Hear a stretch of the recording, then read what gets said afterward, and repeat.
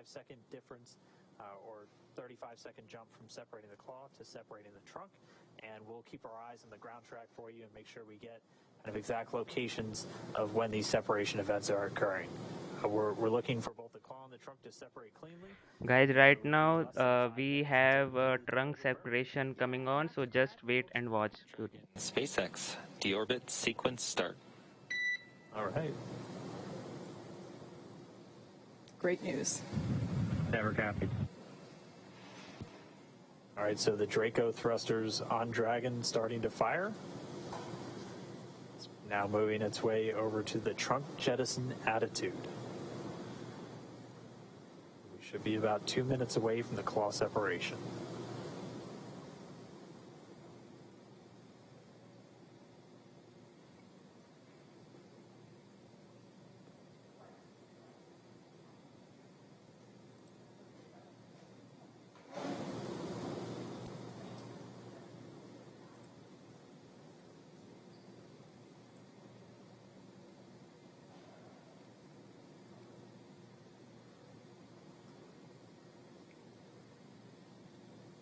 For those of you that are just tuning in, you are just in time.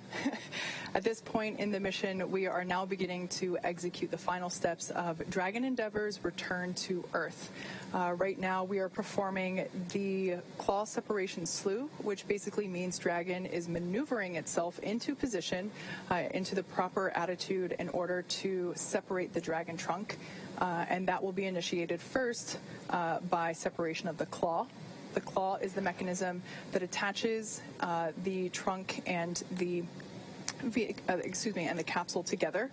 The claw is what delivers power and telemetry and fluids, and we need to expose the heat shield.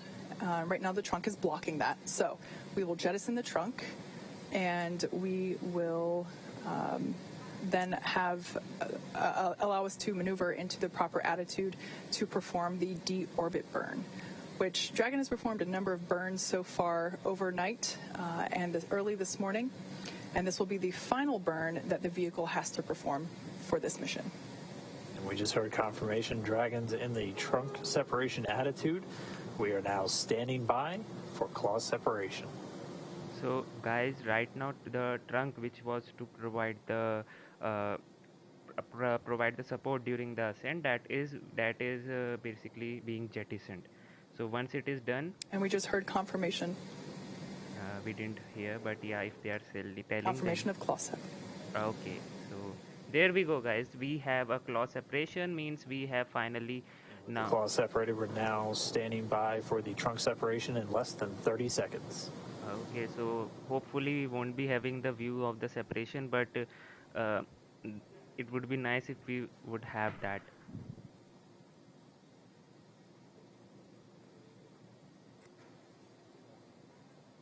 10 seconds till trunk separation.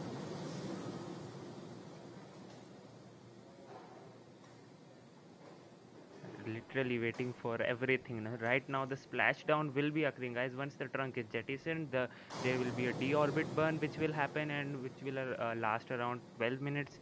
And then after that, the Dragon... And we just heard confirmation of trunk separation.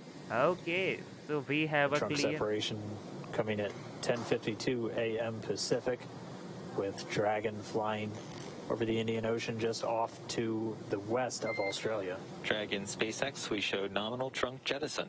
Okay, so we had a trunk separation, guys. Oh yeah, we felt it.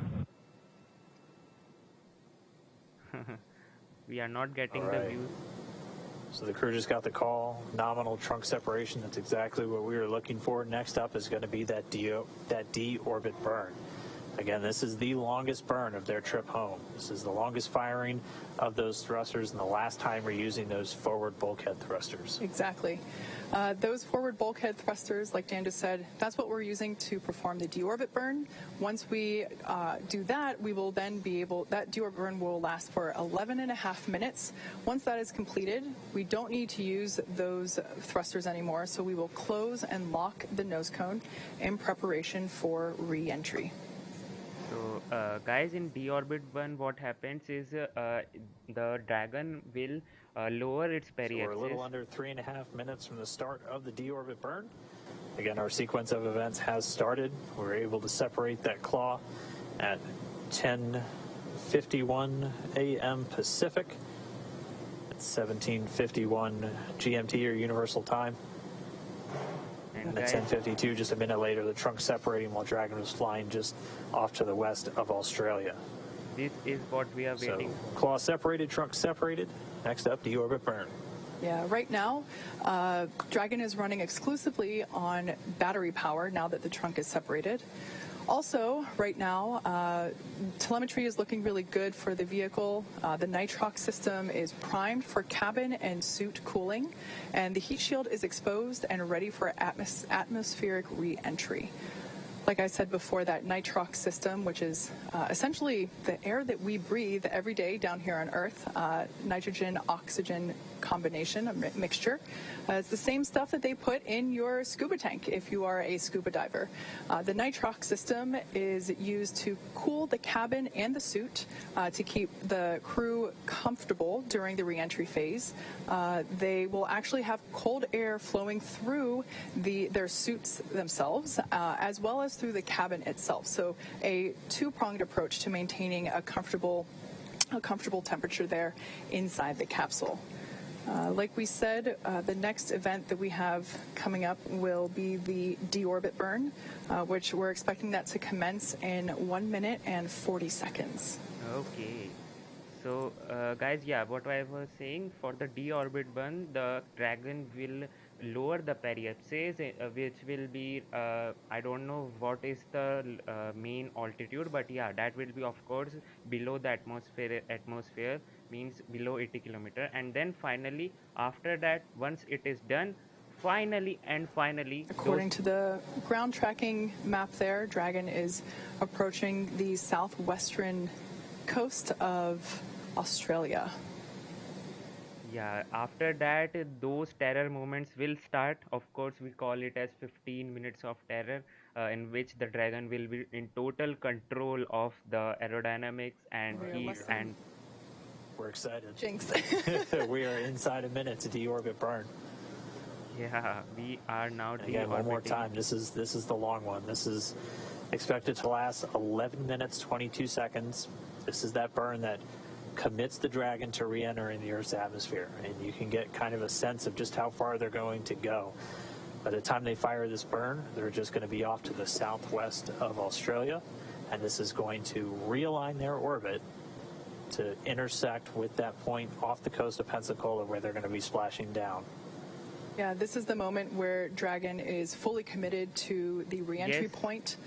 Yes, Neb, if you are in a if you have a clear sky, then as you can see the ground track which we were able to see in the previous pictures, if you have a clear sky and you live nearby that location, then yes, if you look in the sky, one thing which will be in bright spot and which will be burning, you will be able to see that actually, because around 3500 degree Fahrenheit or degree Celsius the heat shield temperature gets reaches, and yeah, that's why it glows, so we can say that.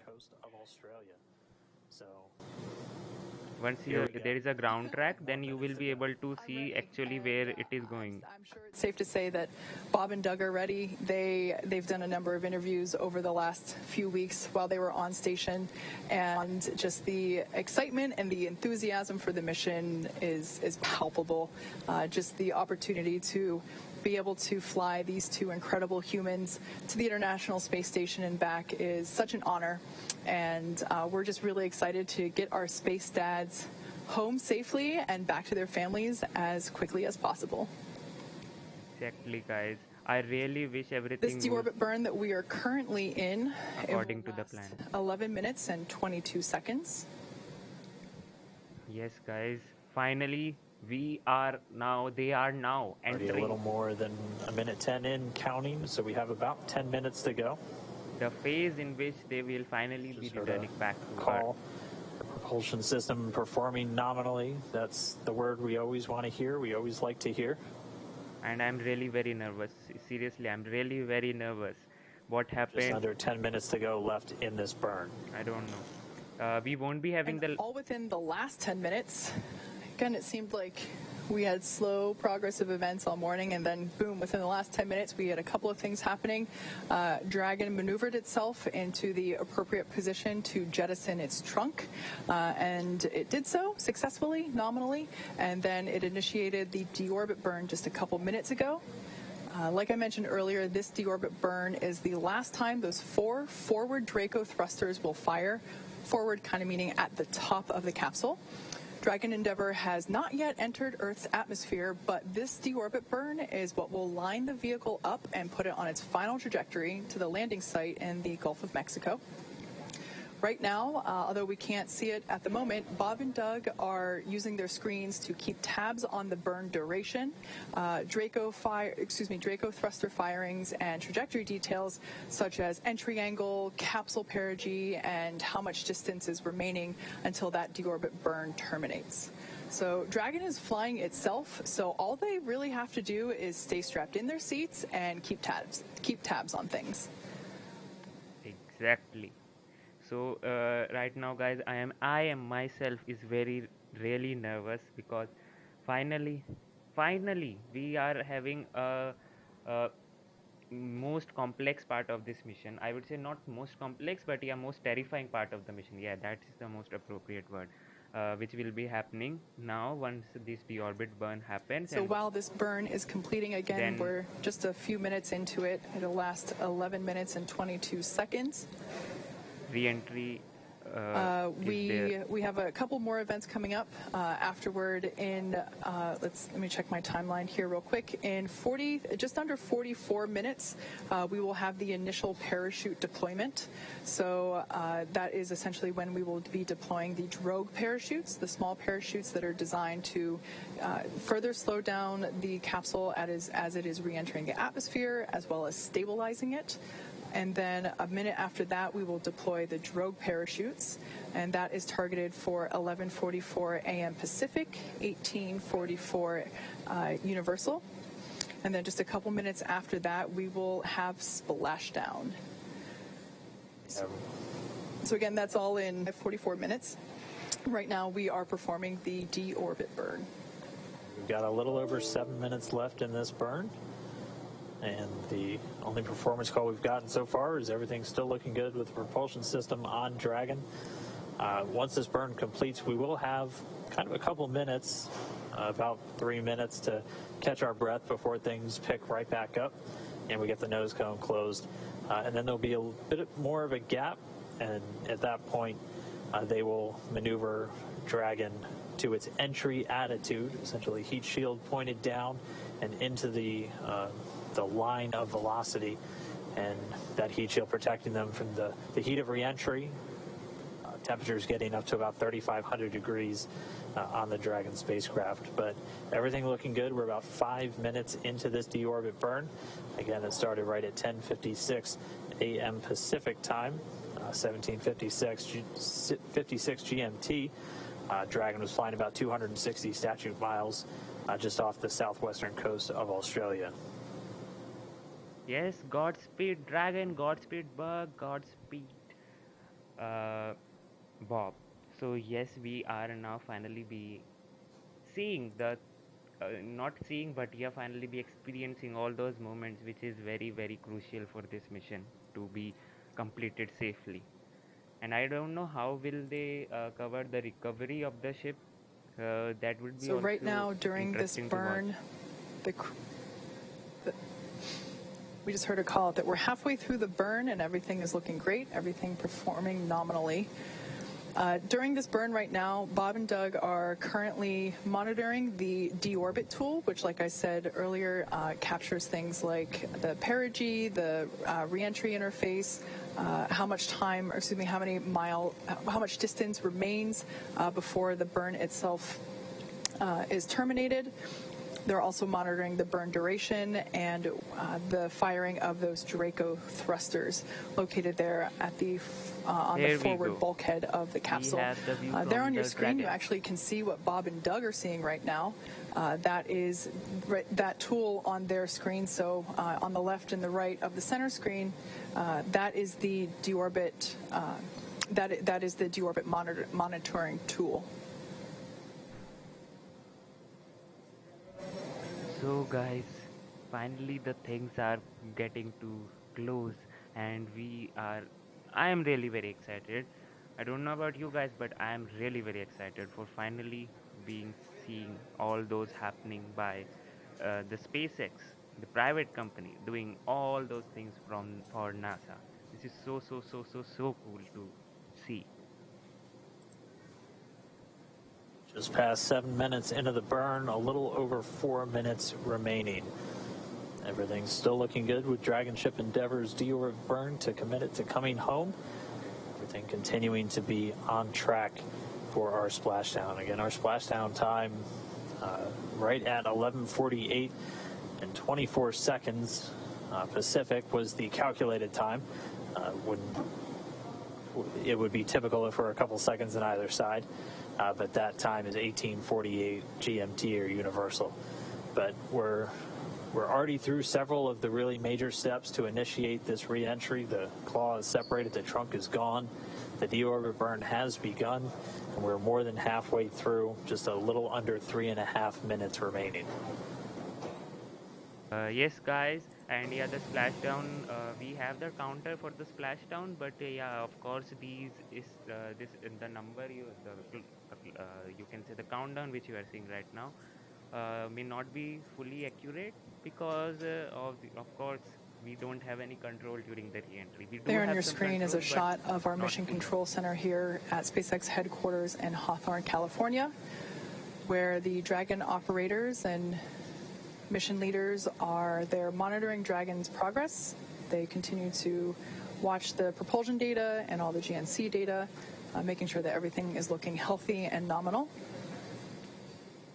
And when they will be re-entering, guys, the communication between the Dragon and the control center will be lost because of all those We're just about 2 minutes 30 seconds until the end of heating this and burn. all the plasma buildup Listening for due the call to out to the re-entry crew, in the on the atmosphere. performance of the Because of burn, that plasma and then buildup, they'll start plasma is moving what? into the Plasma next is steps. Again, ions we'll get of about air. a Okay, 3-minute so because briefing of that charged before the particles next major surrounding the milestone comes up Dragon, when we get ready to close the nose cone, radioactive signal coming out of protecting the it docking ring, and coming guidance, into it navigation, is control, restricted. So once all sensors, those and plasma also is these 4 uh, forward gone, bulkhead thrusters that are then we'll be currently able to performing again the establish deorbit burn communication between them. during So the yeah. actual re-entry process. So we are at just under 2 minutes from the conclusion of the deorbit burn. Okay, so finally the Dragon is lowering Again, Dragon barrier. is committed to its splashdown point. There is no going back. Exactly, guys. Yeah, Now we already have the recovery team ready and on standby. They've been there for quite some time now. Here, and we have about 90 seconds left in the burn. Weather looking great at the splashdown site off Pensacola. Winds just around 2.5 miles per hour. Sea being described as like glass by the Corps here in Hawthorne, radioing up to the crew. Ended up getting fantastic weather for this first crewed splashdown of Dragon. We are 1 minute away from the end of deorbit burn. On its final trajectory to the landing site off of the coast of Pensacola, Florida. That is in the Gulf of Mexico. And our recovery vessel, Go Navigator, and the recovery team are ready and waiting to see Bob and Doug come back through the atmosphere. I really doubt that you will be able to see in Australia. Like we said, this orbit burn because this the re-entry will finally. entering the atmosphere just yet. Okay. That won't happen for about or That's an issue from their side, guys. touchdowns.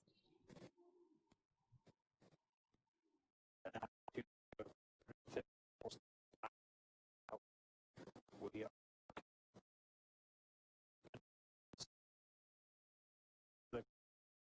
on.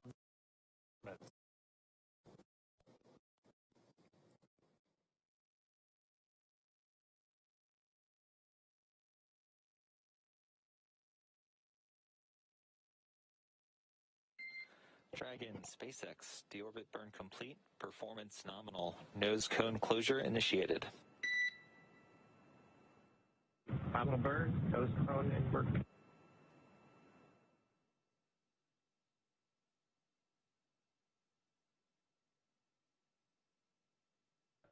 Yeah, so guys, I was saying that right now we are having the deorbit burn must have All commenced right. right now, and Deorbit burn complete. We heard the call. Yeah. Nominal burn. Bob and Doug are on their way back home. This burn commits them to re-entering the Earth's atmosphere.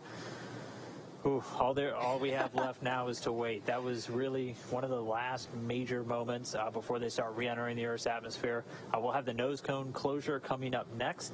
That should be coming in just a couple of minutes, as we had about a 3-minute span between the end of the deorbit burn and that moment. Yeah, the nose cone is actually currently in the closing process, so it doesn't just snap shut.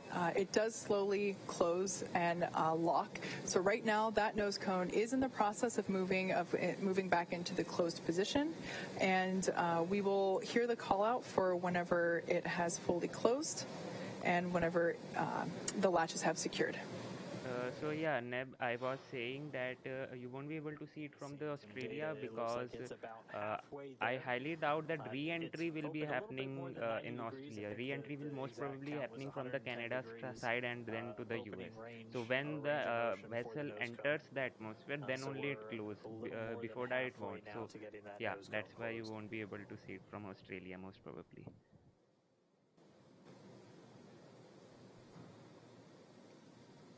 So guys, finally they are now in So the I have just heard that trajectory we have a to return home. nose cone closure. So it'll take a minute for the hooks to close in. They close in a series. So the first series will close and then the second will follow, and that'll take about a minute to complete. Cool, that's what we want. Okay, we are 37 minutes away from the splashdown of the Bob and Duck. Oh, I really wish that we'll be able to see some views of the um, re-entry, or you can say not the re-entry, I would say the splashdown. If there is any drone or the helicopter shots, if we can get it, that would be All right, well, very as we cool. just wait for the finish to that nose cone closure, we'll have a bit of time again. We'll have about 20 minutes, or a little over 21 from right now, until we really start re-entering the Earth's atmosphere. We're expecting that entry interface in about 21 minutes. And then right around that time, we'll also be looking for that blackout we've been talking about. We've had a little bit of what we call Radicom at this point, so you'll hear kind of some sporadic interruptions in the audio transmission just because of how Dragon was oriented for the trunk jettison and for the actual deorbit burn. Exactly. Neb, actually what happens is re-entry when happens, then you will be able to see. Right now it will go from Australia. That is planned. It will go through the Australia, but it will be in orbit. So I've It heard won't the enter call the out that atmosphere. the first set of hooks for nose cone closure are in motion. So this will complete in 2 sets. The first set is now in motion. So really good news to hear that. Everything looking good so far. Like I mentioned before, in the background, Dragon has inhibited the forward bulkhead Draco thrusters that we just used to complete that deorbit burn. This is to ensure that it's safe to latch that nose cone shut for reentry.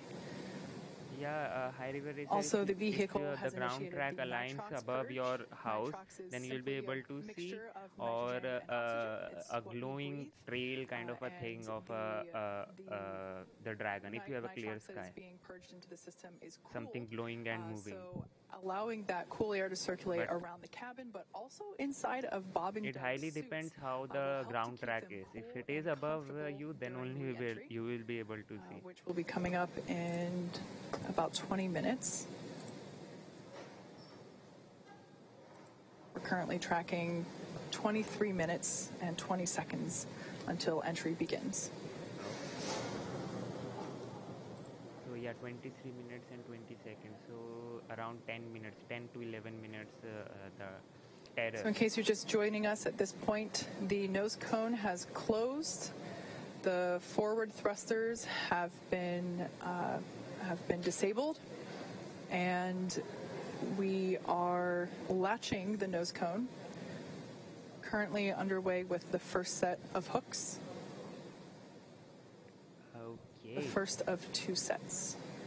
So right now the nose cone which was opened because for the docking and for the deorbit burn to happen. And we just will had now confirmation that the first set of hooks is closed. So now the second set will begin to close as well. Yeah.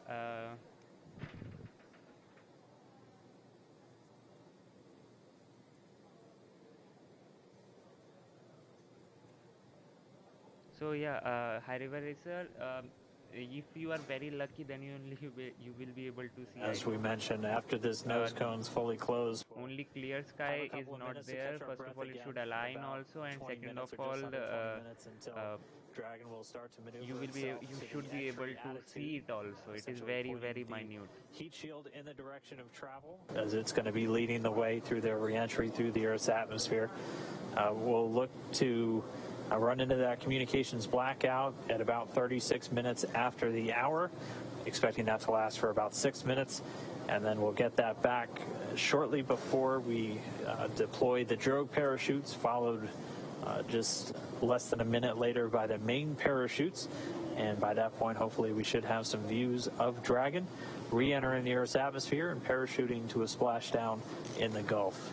So yes guys, so we will be having the views. That is so cool. I was expecting those views to happen, but yeah, I was skeptical about it, but yeah, he said right now, so we will be happening. It will be happening and we will be able to see. Finally. So there in the front row of mission control in the center, you can see CEO Elon Musk and our President Gwen Shotwell sitting side by side at those center consoles.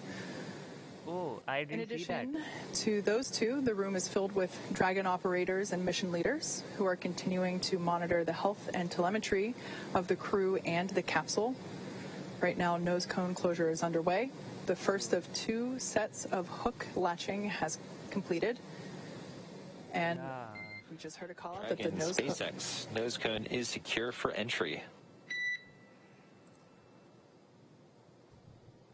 Copy. We see it on board. All right, great confirmation there. Back and forth from Mission Control here to Bob and Doug up in Dragon Endeavour. That Bob and Doug have also confirmed on their displays that the nose cone has closed nominally and it is secure for entry. Finally, guys. So yeah, I didn't see Elon Musk, and now I can see so that nose cone close completion. A lot of tongue twisters with this right now. Coming with Dragon still flying over the South Pacific. It is on its way home. We're going to gradually start to see its altitude dip. Right now, already only 207 miles over the Earth's surface. It was at about 260 miles when it was still over on the other side of the Pacific Ocean off the southwestern coast of Australia when it fired its engines for that deorbit burn. So its altitude going to continue to drop.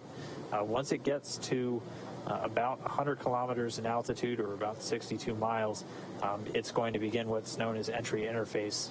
And that's when it really begins to start to feel the effects of the Earth's atmosphere. Will once again be experiencing lift and drag as it's no longer in that near vacuum environment in low Earth orbit.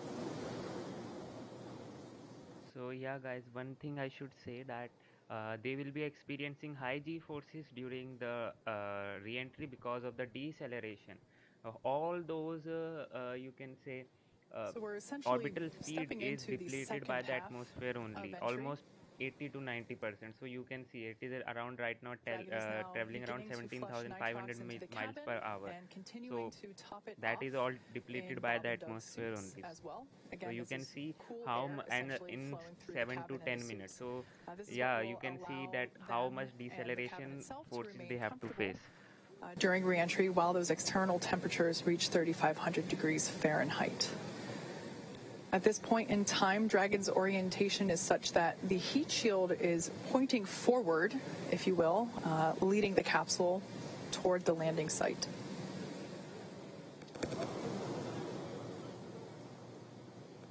If you've been following along over the last couple days, you know that weather has been a big ticket item for us. The recovery team has been busy over the last week working to determine the selection of a landing site.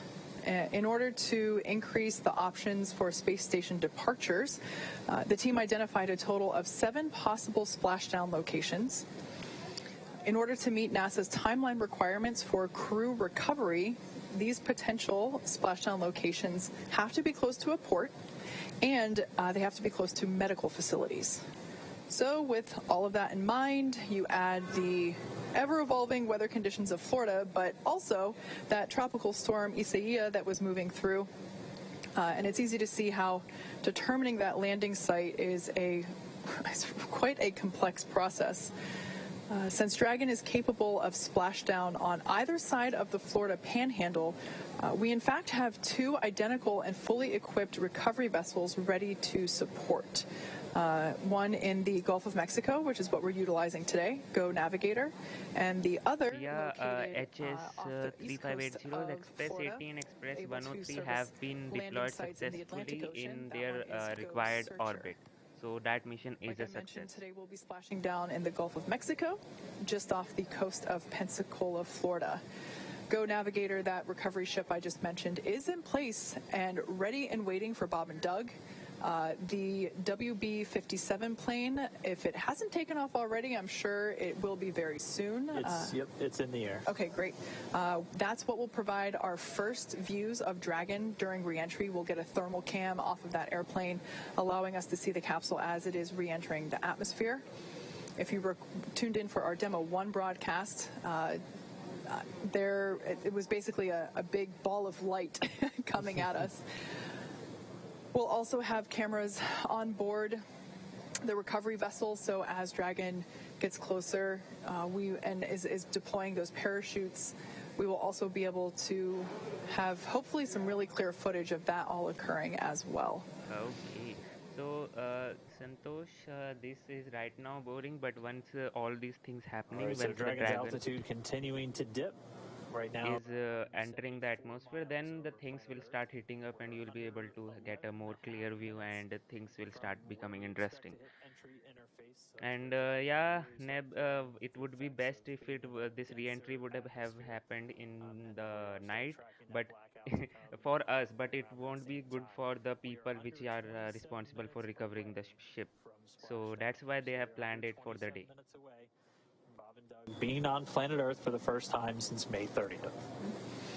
To kind of put everything in perspective, the Dragon capsule departed from the International Space Station several hours ago, but according to what Dan just said, it's essentially halfway home just based on altitude alone. So the International Space Station is about 250 miles above Earth's surface. I think right now it's between 250 and 300. I think right now it's about 263 miles above Earth's surface. So based on that telemetry that Dan just read off, is from an altitude standpoint, Dragon is halfway home, and yet that second half is going to be covered in the next 27-ish minutes while we wait for splashdown and recovery, versus the several hours that we've been covering since yesterday. Yeah.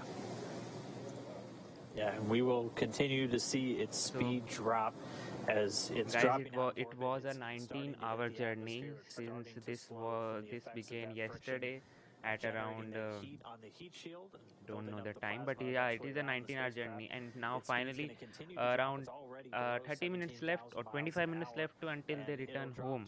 So yeah, 350 it miles is an hour really getting right as now, those drogue chutes deploy. everything is getting And those are going interesting. to pop out when sensors on the Dragon spacecraft, both GPS and pressure sensors, tell the spacecraft it's at the right altitude, and then those will automatically deploy. Those drogues coming out of the top section of the spacecraft using two mortars, or pyrotechnics essentially, to deploy those to do the initial slowing and stabilizing of the Dragon capsule.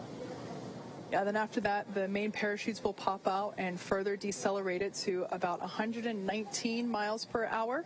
And then that will continue to decelerate. And by the time that the capsule is splashing down in the Gulf of Mexico, it's only going 15, 16 miles per hour. So significant Guys, reduction in speed there.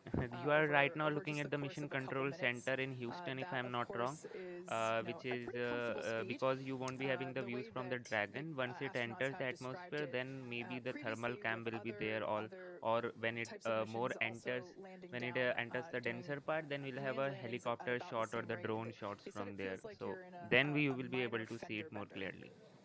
Right now, Yeah, the you're only definitely the running control into center you something. are seeing, You'll and feel it, but in the they do a center of lot of work with the the first seats and the row, the Elon restraints Musk with is these crew there with the members just to make sure uh, SpaceX. while it may I be a don't know fender what bender, her you've got more than a designation seatbelt was, but yeah, some essentially holding important you person. in. So they're very secure in their suits and in their seats, and they're going to stay in there even after Dragon touches down. We'll still have communication with Dragon once they're in the water. It'll stay powered on. Probably most importantly, the air conditioner will continue to work while they're in the capsule in the now Gulf of Mexico, and much warmer temperatures than they've seen for the last couple of months. And we'll still be able to talk to them from here in Hawthorne, and the recovery teams will be able to as well. Yeah. One of the things we might see them regarding do, Express 80 and depending Express on 103, sea guys, states and everything after they touch they down, and the will crew themselves, they'll still have a for couple them of to become demonstration operational. tasks Since we potentially still to have carry much out. time, They we have have a some satellite time phone till they become inside of operational. the We don't capsule have an that official has its own date as of satellite now, antenna but yeah, integrated into Dragon. And they're able you to can use say that that independent of these Dragon's things communication things system. tend So to take time, one thing we and we might don't hear know them do we is can't do a even test assume call on that one to the will teams here in Hawthorne. they We will wouldn't be become able to hear the operational, call, because but there are many you would hear factors the go to do it over the Dragon to ground to be audio that we've considered been before listening to this entire making them time. operational. So So we can't say still anything have a about couple it of right now. demonstration steps, essentially, as again, this is a test flight. This is the flight to really prove out Dragon systems, to bring crew members from Kennedy Space Center to the space station and return them safely to Earth. And so far, we have had a flawless ride downhill. We've completed the deorbit burn. Dragon is continuing to drop down. It's right now at about 132 miles over the Pacific Ocean. Pretty soon we're going to see its ground track cross over Central America, out over the Gulf, culminating in that splashdown in the Gulf just off the coast of Pensacola.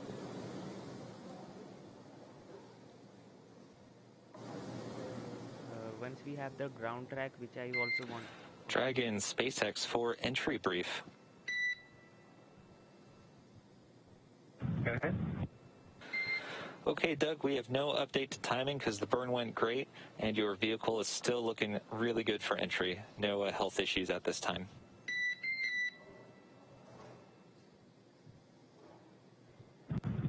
Okay, Dragon copies. Thank you. In addition, the recovery team is go, and the weather is still great. Winds are about 2 knots and waves about 1 foot. From the ship, they're reporting very calm. How copy? Copy. Good weather at the landing area. Thank you. Okay, and last piece is that we do expect some additional RADICOM during entry prep 2 due to vehicle attitude. So if you can get us your entry check report a little bit prior to entry prep 2, we'd appreciate it. Copy. We'll go. Okay, thanks, Doug.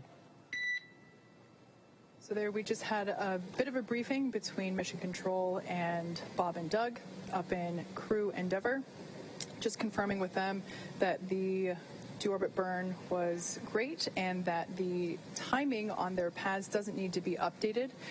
We are able to upload new trajectory calculations, including times that remain live depending on how the burn goes. And at this point in time, those don't need to be updated. It is important that they do remain accurate because Bob and Doug, their primary mission right now is to continue to monitor the vehicle status and telemetry and data being presented to them on their touchscreen displays in front of them. And so during the more dynamic events, they certainly want to be aware when things like parachute deploy will be happening and when splashdown is expected. So making sure that the timeline of events, the sequencing is accurate is certainly important in order for them to stay aware and updated of upcoming events. Just another quick position check. Dragon still out over the Central Pacific, down to about 108 miles in altitude. And we're expecting that entry interface to come up in the next 4 minutes or so. Again, at that point, Dragon should be at an altitude of right around 62 statute miles, or about 100 kilometers. And that's when it really starts to feel the effects of the atmosphere. It starts to experience the lift and drag. Yes, Guy, Nev, you must have, if it was happening during the night, then it would have looked like a slow meteor kind of a thing. Still looking for an on-time splashdown. Should just be about 19 minutes from now.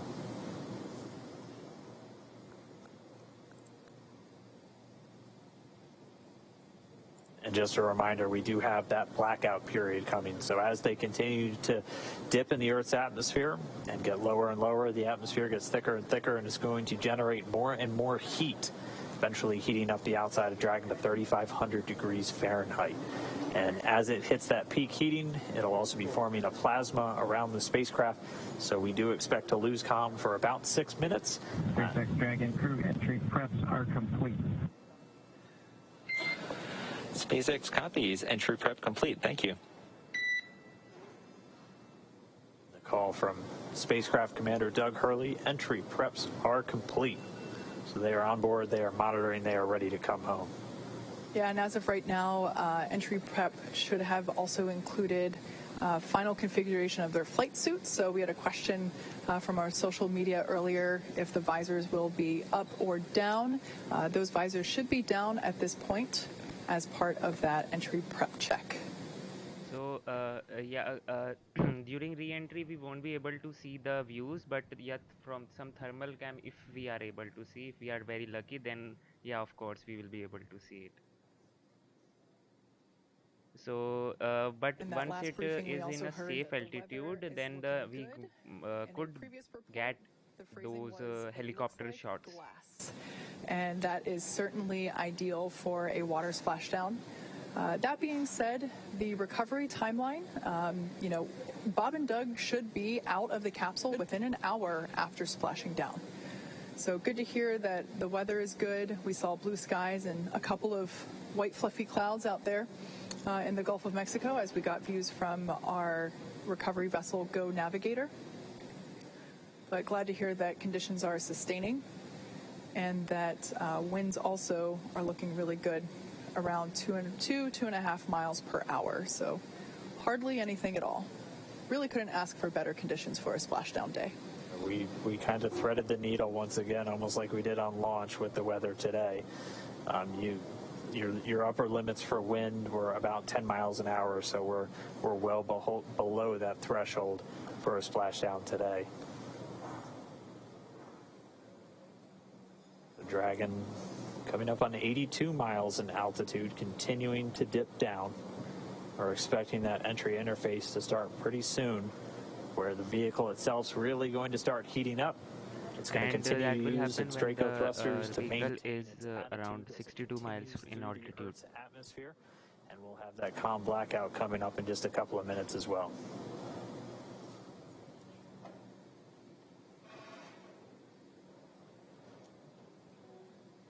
So yeah, guys, we are now 5 the minutes cabin from purge the just over re-entry again. to This is happen. when they're going to flush the cabin of Dragon with cooled air. They're also going to do a suit purge, running cooled nitrox through the suits for Bob and Doug just to keep things at a comfortable temperature for them as the capsule goes through the re-entry and starts to heat up.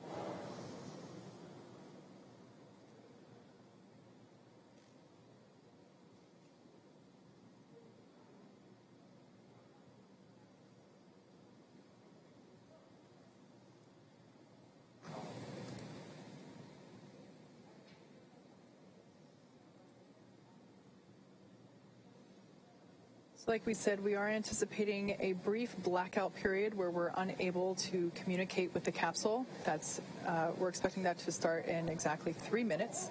That will last for 6 minutes total, and during that time we will be unable to command the vehicle or receive telemetry. That being said, Dragon is designed to be fully autonomous, so it's driving itself anyway. So Bob and Doug will stay fastened in their seats. Like I said, that anticipated loss of signal, or as you'll hear it called LOS, is anticipated to last for just 6 minutes.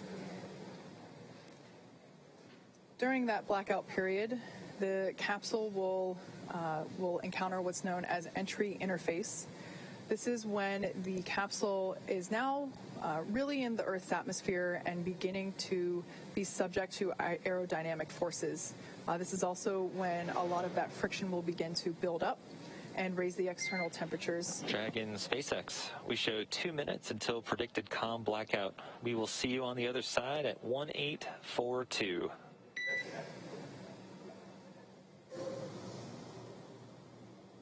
Dragon copies 1842. We'll talk to you then. So there's that heads up communication from Mission Control to Dragon Endeavour, confirming that comms blackout. So guys, we are now only 2 minutes from the re-entry to happen, and finally there will be a calm blackout which will occur. Aerodynamic forces really starting to build up the external temperature and that external temperature will reach about 3,500 degrees Fahrenheit. However, the interior of the cabin is environmentally cooled, so Bob and Doug should remain comfortable during their descent. There will be cool air flowing not only through the cabin itself, but also through Everyone is nervous right now, guys, because this is some minutes of terror which will happen right now. Detect the temperature inside that suit, and once that sensor reads that it has reached the maximum temperature threshold, it'll flush the suit with some cool air and really circulate and cool it down.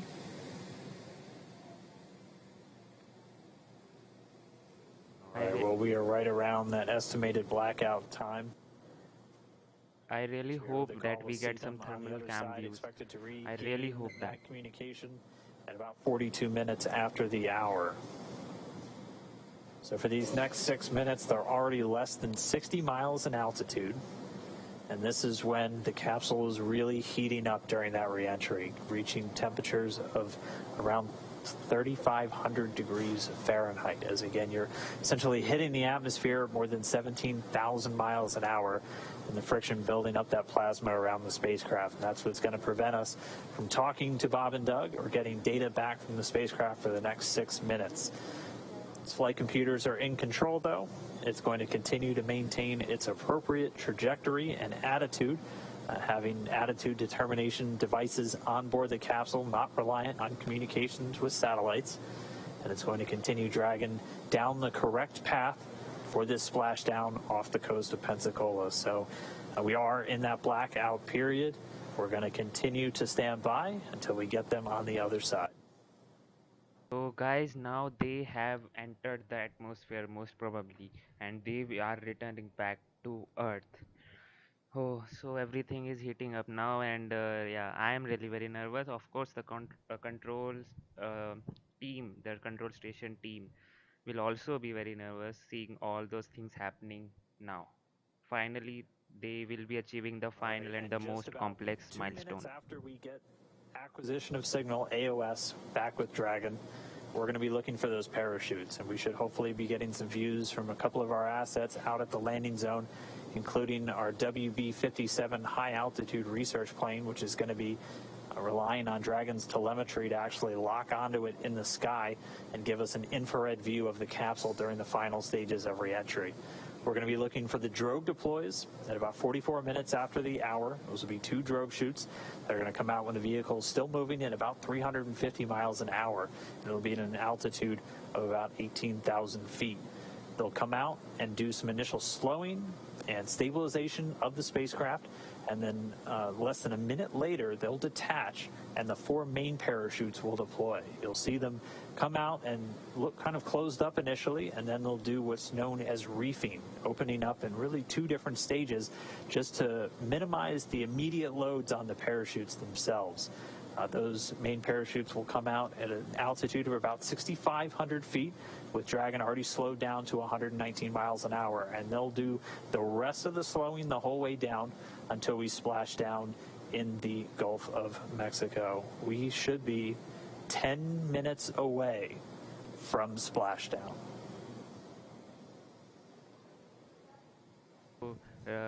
Guys, in the final phases So of right now we're re-entry, getting we'll our be able cameras to see on the the thermal cam views, WB-57 and airplane, which is in the I area, hope we will be able getting to those see cameras all ready to those give us our first glimpse. re-entry effects also.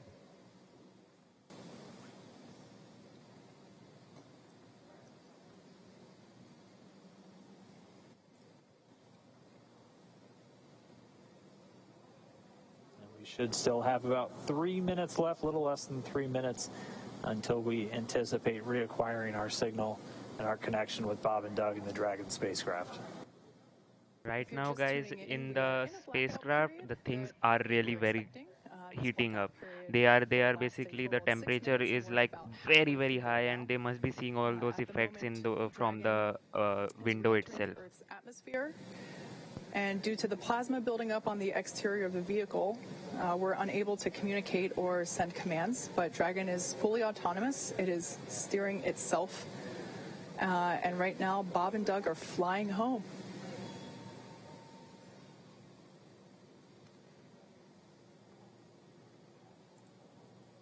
Eight minutes until splashdown. So now finally we are getting close to the splashdown after a 19-hour journey.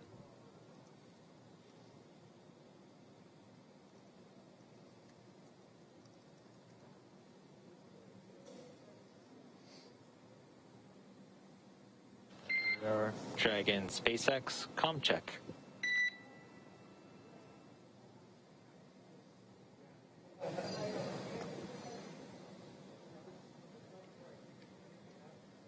So we're still inside that anticipated blackout window. It does look like we are getting maybe some sporadic data starting to peek through, which is why you heard that communications check with the spacecraft.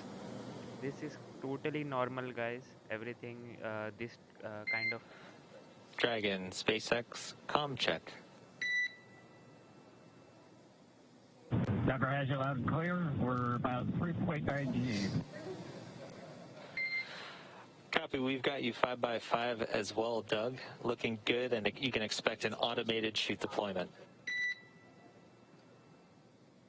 Copy. It'll shoot the flight. All right, really good news there. We have come out of the blackout period and we have reestablished connection with Yes. We Dragon have Endeavour reestablished the with connection, NASA and now astronauts Bob Behnken most and probably Doug Hurley everything on will go board. right.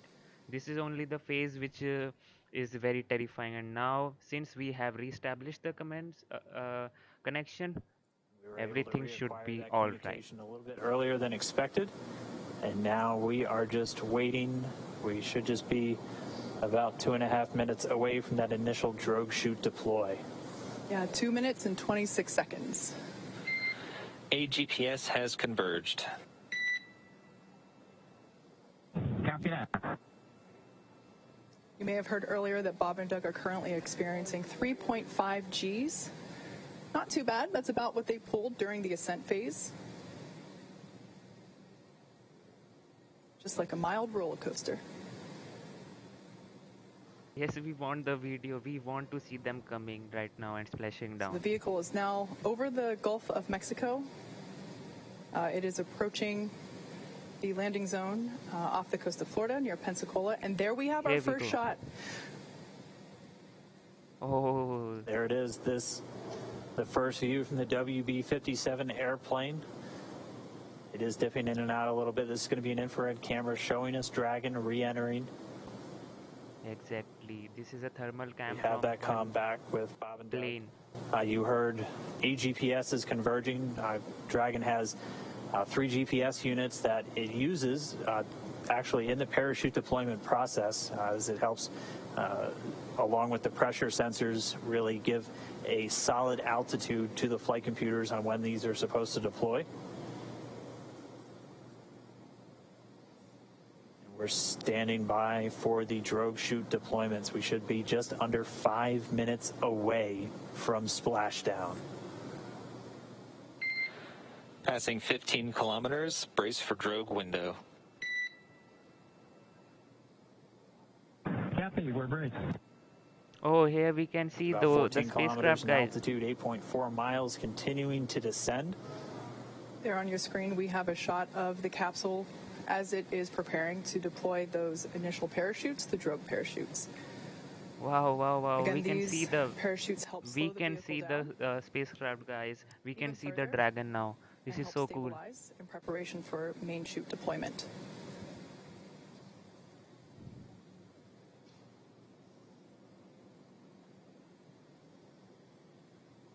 Right about now, the capsule is going about 400 miles per hour.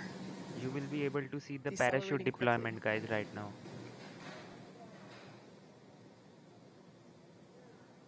And standing by for drogue deploys.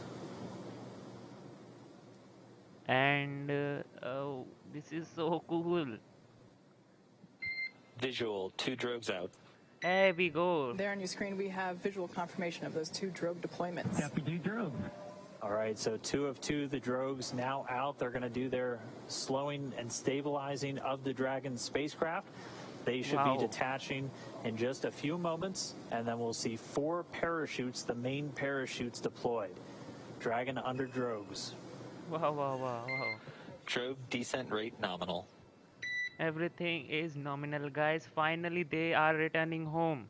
So the expected see descent those rate, the views. expected velocity under the drogues nominal. We're right at around 150 miles an hour and already dropping. Here we go. You can see the drogues Detachment now of. detached. Here we go. The main parachute And there we have deployed. confirmation of deployment of the 4 main parachutes.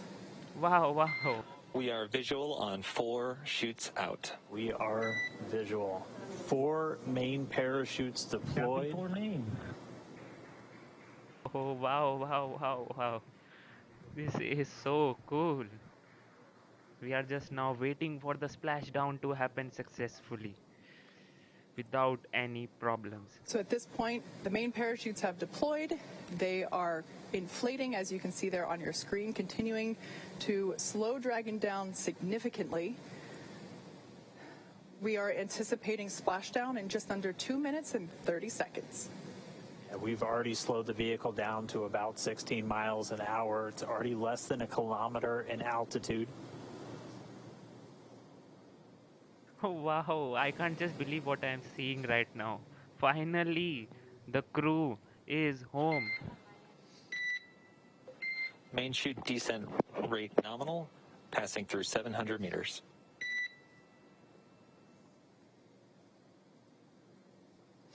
So at this point, Dragon has saved all propulsion systems on 600 board. meters. 600 meters. 600 And we're meters 600 until meters the splashdown. above the Gulf of Mexico. Should be approximately 1:30 from splashdown. Exactly, Nikki. This is looking Mission so control cool. team here in Hawthorne has reported the precise landing coordinates to the recovery team. They are standing by, ready to go get our space dads. 100 meters.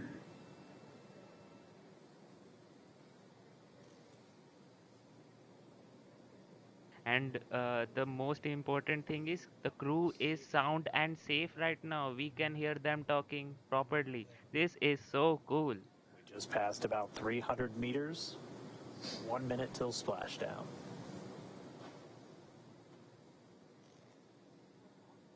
$200 meters.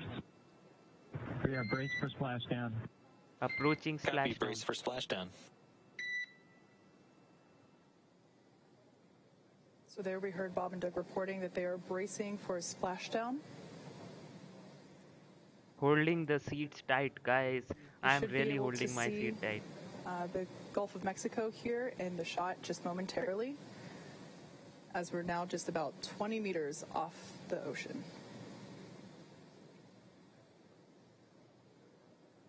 And go! Splashdown. Here we go, As you Splashdown. can see on Wow. your screen, we have visual confirmation for Splashdown. Wow, congratulations SpaceX and NASA. We see Splashdown and mains cut. And recovery team Dragon is Endeavour on has their way. returned home. NASA astronauts Bob and Endeavour, Doug. on behalf of the SpaceX and NASA teams, welcome back to planet Earth, and thanks for flying SpaceX. Wow. It was truly our honor and privilege to fly in flight of the Crew Dragon and Endeavour. Congrats, everybody at SpaceX. Wow, hearing them sound All and good, and we're into section of 4.800. Thanks for those words, Doug, and we copy that you are into 4.800. So great news all around there. Our space dads are back on Earth after a 19-hour return journey from space. Dragon Endeavour has splashed down in the Gulf of Mexico, just off the coast of Pensacola, Florida. And on your screen there, you can see our two fast boats, and they are indeed fast, racing out to greet Dragon Endeavour as it sits there. The first on there, we can see a view inside the capsule.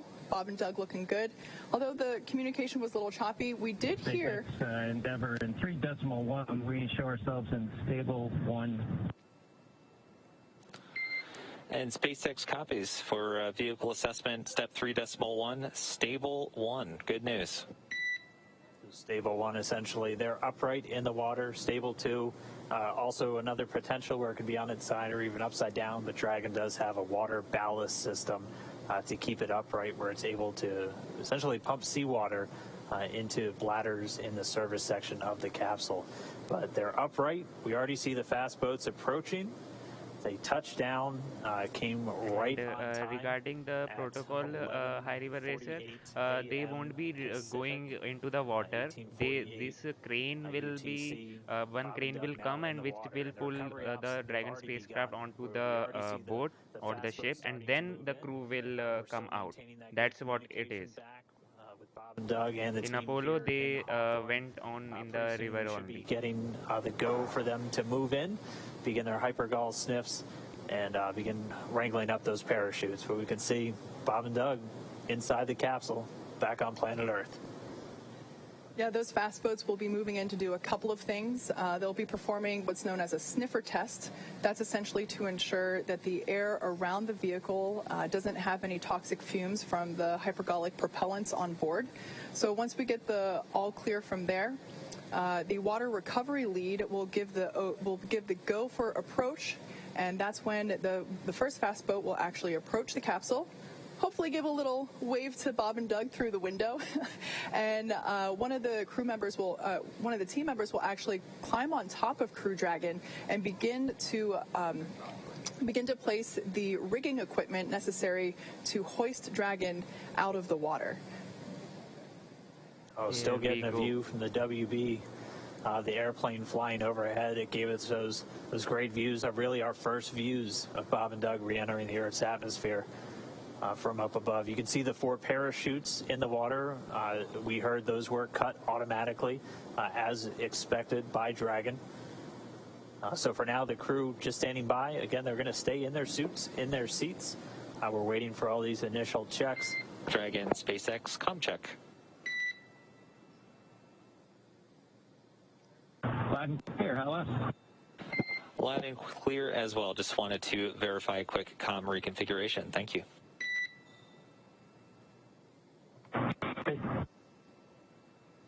So essentially what just happened there is they And reconfigured. Solo, if you can just relay status of the fast boats and the recovery as you get them, we would appreciate it. You bet. Absolutely, Doug. Wilco. So what just happened there, you heard comms reconfiguration. That's essentially looping Bob and Doug's communication into the into the recovery team, so that if they can hear feedback from Bob and Doug directly as well. Now, we talked a little bit about SpaceX Endeavour. You can let Ben and James know we're doing pretty good so far. Okay, we'll let the flight docs know that you're feeling good so far. Thanks for that update. Really good news there to hear that they're feeling good, and they can let the flight surgeons know that all is well inside Dragon Endeavour. All right, and it sounds like we do have one of our folks that's on location there with the recovery forces, NASA's Brandy Dean. She's joining us by satellite phone. Brandy, if you can hear me, I mean, what is it like right there in the water? What was it like to watch Dragon rear, watch them splash down for the test objective? So stand by at the console once we get it up and operating. I'll let you know. Okay, SpaceX copies. We'll be ready for that in just a couple minutes. We should have the go for you in just a moment. Please stand by.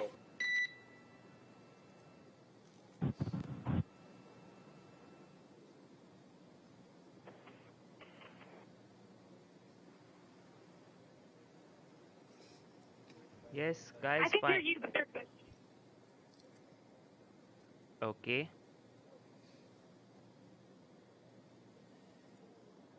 Yes, space shuttle expired in 2011, Gilmore, and till then they didn't have any American going to the space from the American soil with the American spacecraft, and this was the first time after 9 years.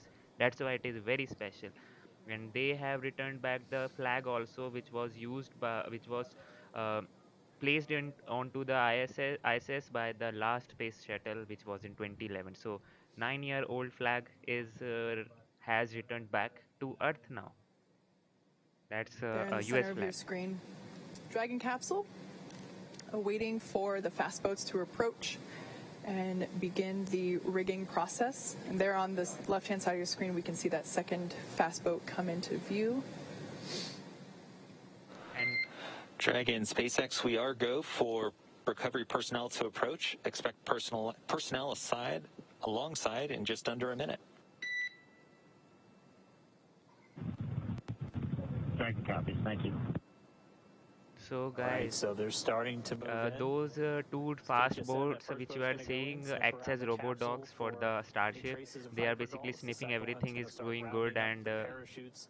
they We're don't getting have some any really toxic cool fumes views coming out of the from spacecraft.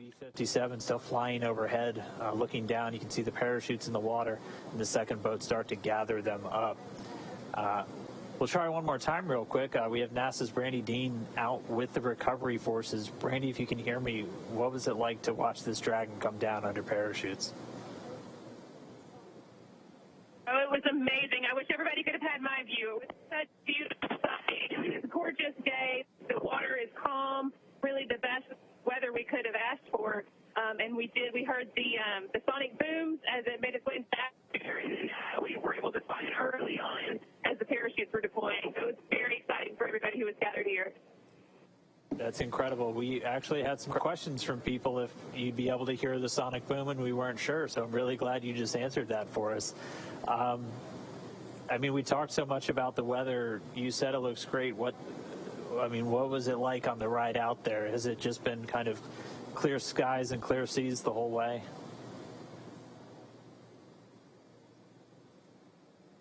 I'm not sure if you can hear me right now, but I think you're asking about the weather, whether it was clear skies. There are just a kind of a circle of clouds along the horizon, very low, but we were able to see the parachute far above the clouds and follow it all the way until it splashed down. All right, well, we're not getting any views on the boat, so what kind of activity is taking place right now? We're able to see the fast boats approaching the capsule. What's everybody doing on the boat to just kind of get everything ready? The boat's also making its way towards the capsule. I can't see it with my mirror. Yeah, but we're getting closer. Everybody's been kind of standing by, holding ready positions for quite a while now. So as soon as the splashdown, you're able to just stand and start working on their own activities. All right, copy that. Well, we're going to keep watching from here. Thanks for calling in, and thanks for being out there with everybody and getting us these great views. It's really incredible. Thanks, Brandy. Hope to get you back in port soon, and we'll talk to you back in Houston. Yes, guys, give your attendance and hit the like button, subscribe for more exciting So there launches on your and all those screen, space coverages. camera view We change. cover That is a all the view space coming launches to that us happen in from the space Go industry. So Navigator, if the you're a recovery space vessel. nerd kind of a thing, The so two you can fast just hit boats the are out subscribe there, button and everything will be in one getting ready place. to basically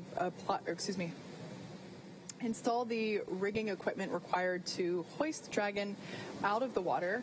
The other fast boat is actually collecting the parachutes from the water. We definitely want to bring those back on board with us. But shortly here, we should actually see one of the team members crawl up onto the side of the capsule in order to install the rigging, like I mentioned. That particular team member is highly experienced and highly trained. As you can imagine, climbing on top of an oddly shaped thing in the ocean could be a little tricky. So this person has undergone hours and hours of training and certification in order to perform this very important task. There on the right-hand side of your screen, we see the second fast boat approaching. Of course, both of these boats needed to wait for their cue from the water recovery lead in order to approach Dragon after splashdown. Again, that was just to make sure that there weren't any toxic vapors in the air. And now that they got the all clear, we do see them beginning to work on and around the Dragon capsule. So even though the camera's a little shaky, that water looks super, super duper smooth, almost like glass, which is certainly ideal for a water recovery like today.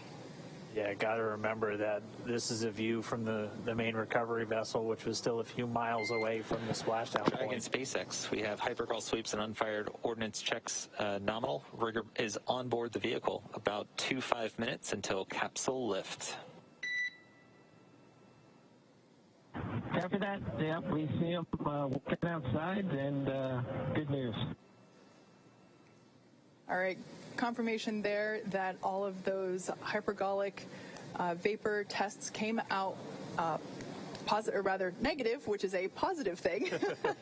So the team was able to approach, and now the crew member that is installing the rigging is on top of the capsule. It's difficult to see there because the slower vessel, the primary recovery ship, is a little further away. But as we heard, it's just a mere 2.5 minutes until they will be hoisted out of the water.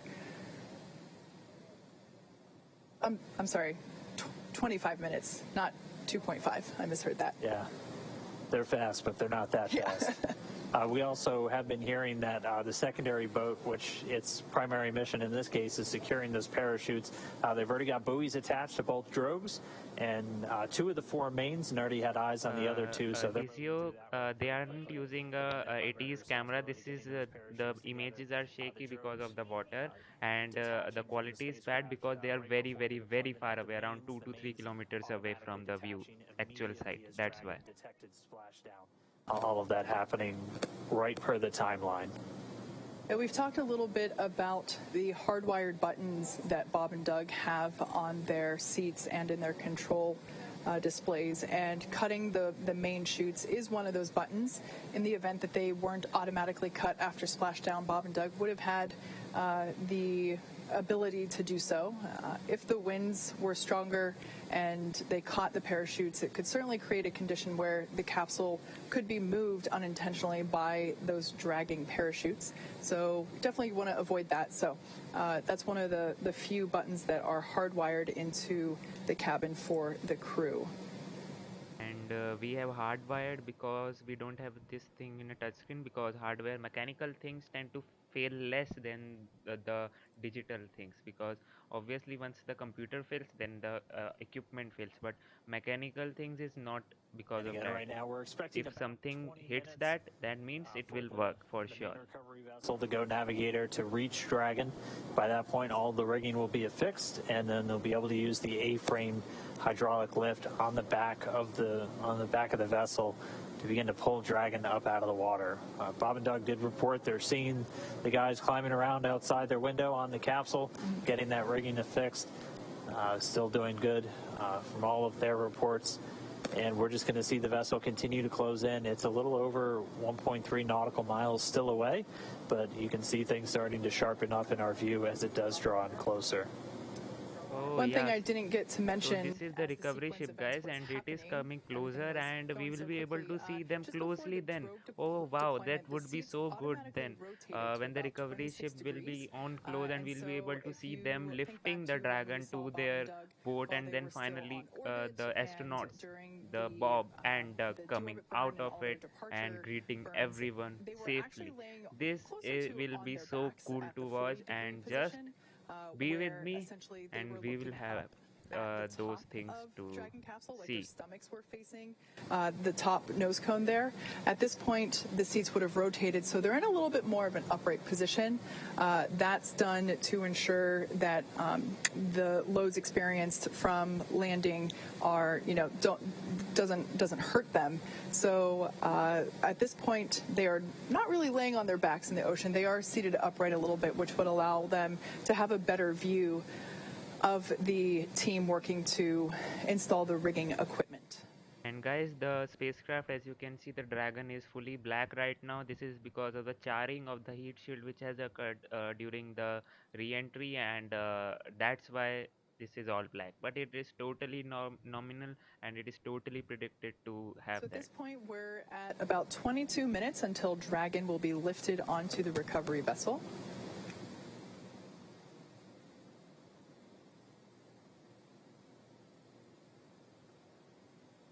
And once we get closer, then we will be able to see it more clearly. And Bob and Doug are still strapped into their seats, kind of like an airplane.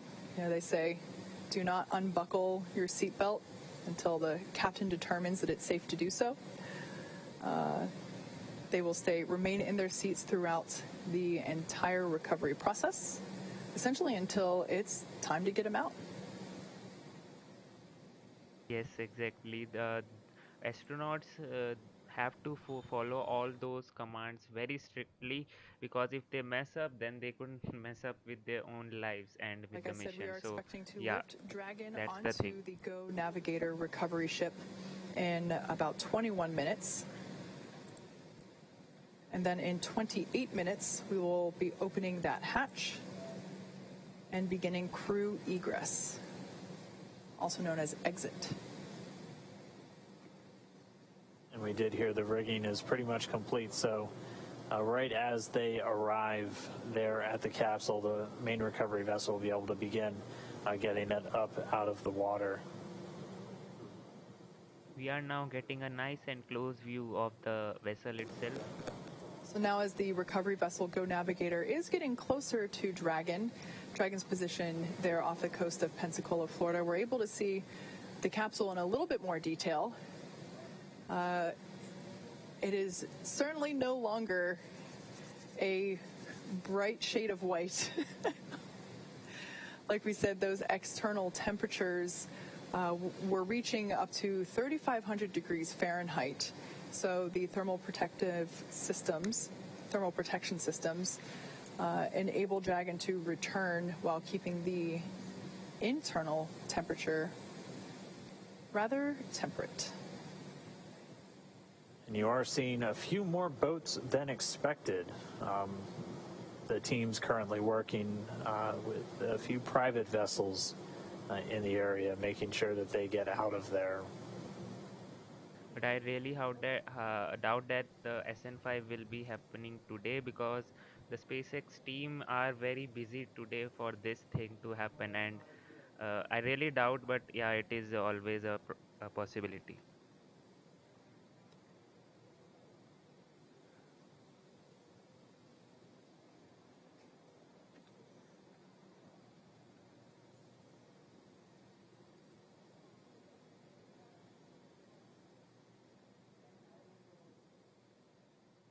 Oh, that one guy on the Dragon capsule, as you can see, guys, that was one engineer or some guy which is holding that thing in one place or And now we see doing one of the something. SpaceX fast boats moving in.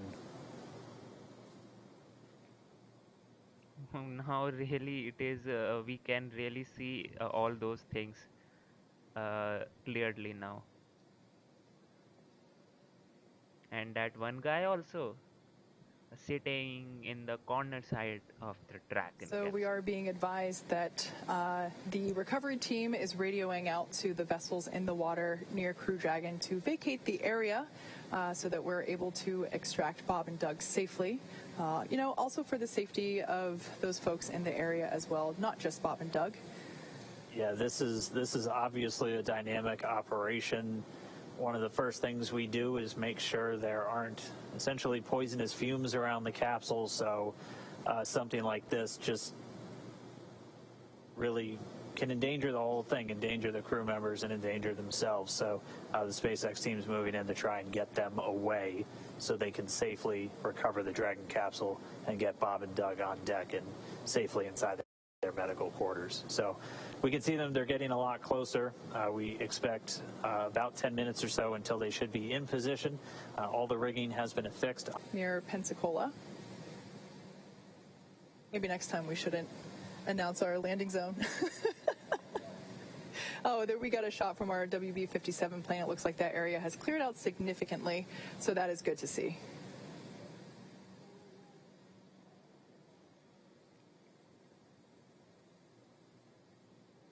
And we're also hearing that all of the parachutes have buoys on them, so also good news as the recovery process continues for SpaceX Demo 2.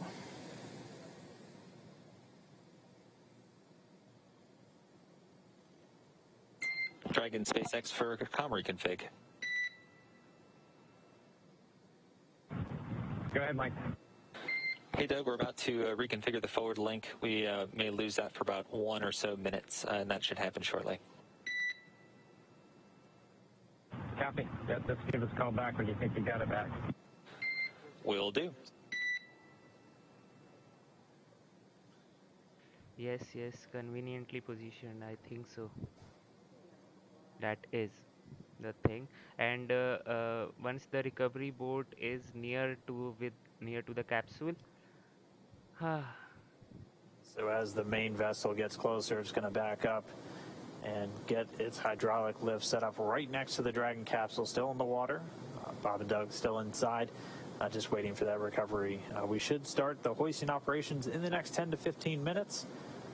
And then it'll be a pretty quick lift up out of the water using that hydraulic lift into the Dragon nest on the deck of the boat, or the ship rather.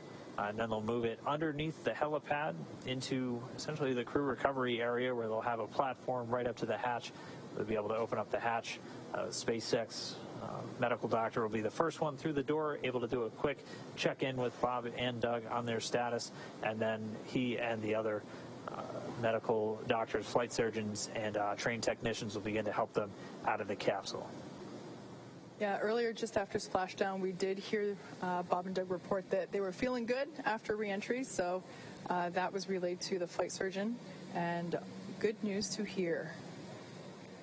Again, this is a view coming from the WB-57 plane as it is circling the area, and we can see Dragon awaiting to be pulled out of the water.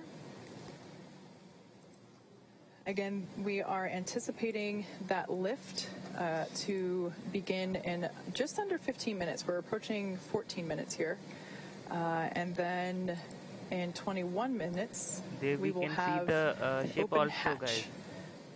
Wow. You can see the main recovery vessel in the top right there. That's the helipad with the big SpaceX X on top. It's now backing up towards the capsule. Certainly not to be confused with one of our And those fast boats, landing you can drone see, ships. guys, how they have covered up secured the area that no one can enter it.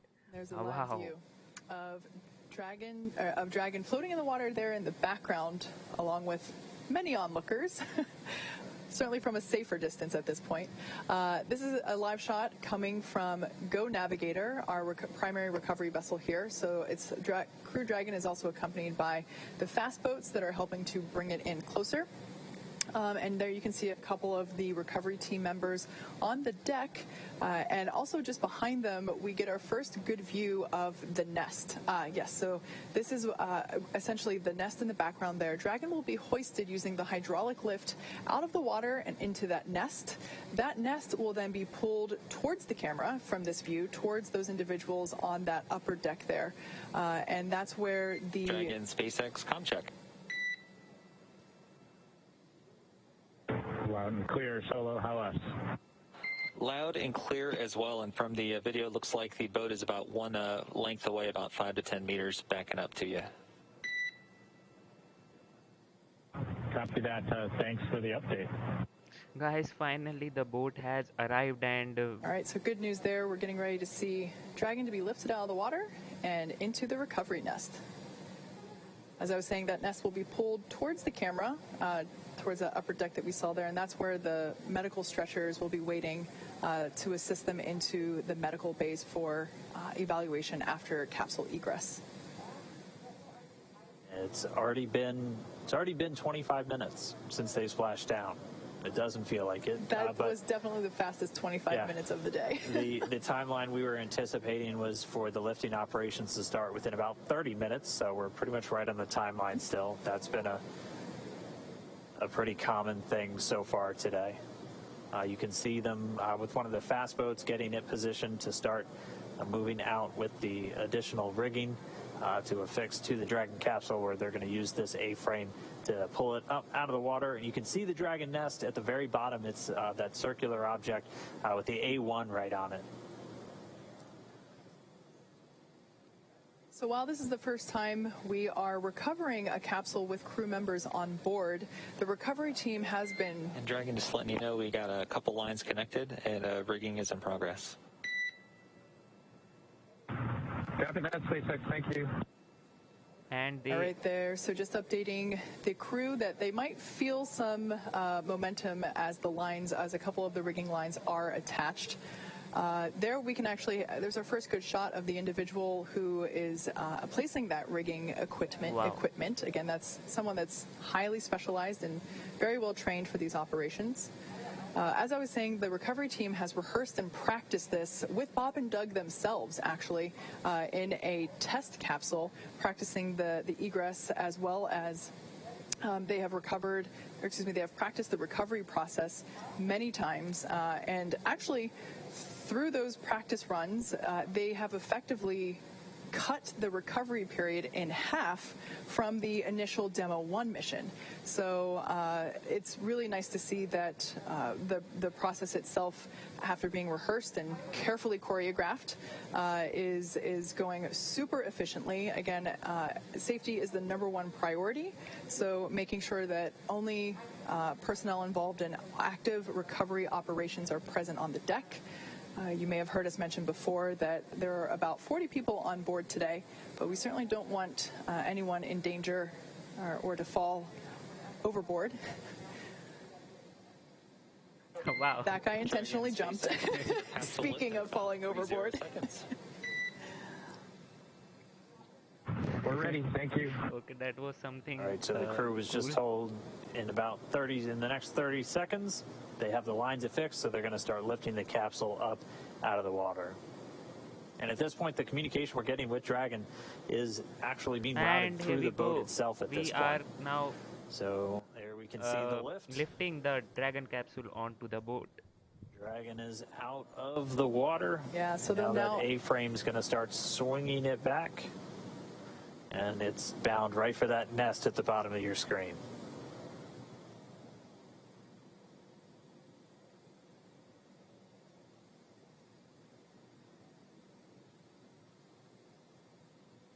So there we're getting a better shot of all the points in which Dragon is tethered to the hydraulic lift, ensuring that it isn't swinging freely.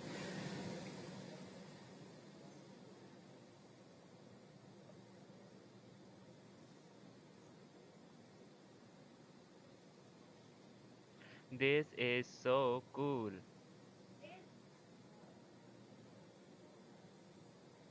Now, and we have a Now touchdown we to can the see boat. Dragon Endeavour being carefully set down into the recovery nest on top of Go Navigator.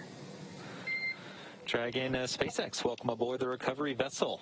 Recovery personnel are completing final checks and preparing to translate you to the egress platform. We happy. Thank you. So for the first time in 2 months, NASA astronauts Bob Behnken and Doug Hurley are on some sort of ground. I guess we can't call it solid ground because it is a ship. However, it is the first time that they are not in space, on a rocket, or bobbing in the ocean. So now that they're in the nest, they're going to start translating it forward, and Dragon's going to move into essentially the hangar section underneath that helipad and then up to that recovery platform that we saw a little bit earlier. At that point, the spacecraft technicians will work to open up the hatch. As we said previously, it's a manual process with a couple of different attachments you have to engage before the hatch itself can be opened. They'll get it opened, and then SpaceX's Neil Menon will be the first one through the hatchway to check in on Bob and Doug, get their initial health assessment, see if they're ready to move, and then we'll start assisting them. The dry mass with the trunk, if I'm not wrong, is 9.5, and without is 3. If I'm not wrong, I'm not sure about it, but yeah.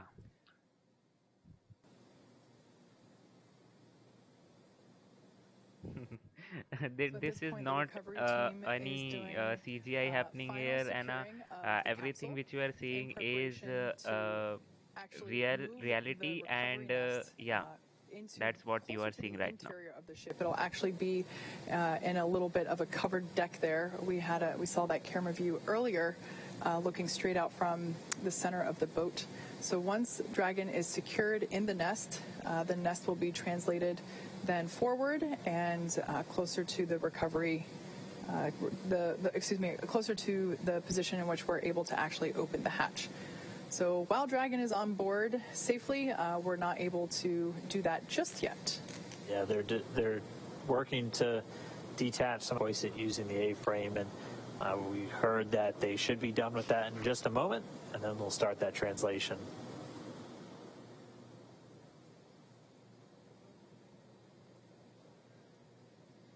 Okay.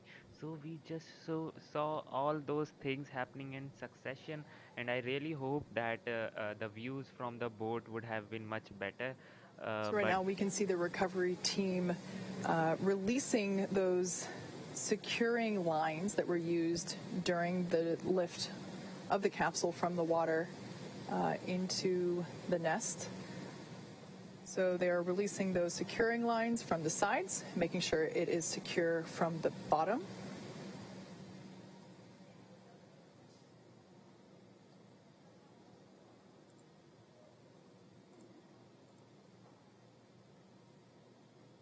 And there we see Dragon moving forward. Look at that. Smooth as a Tesla, I would say. This is looking It's really interesting to see those scorching marks now that we get a really nice up-close detail shot of Dragon. Standing by for the go for side hatch open. Once the hatch opens, that rounded square there in the center of the capsule is that side hatch, and on either side are those oval windows. Dragon SpaceX, stand by for side hatch opening and egress. Copy, we're ready. All right, crew got the call. We are go for hatch open.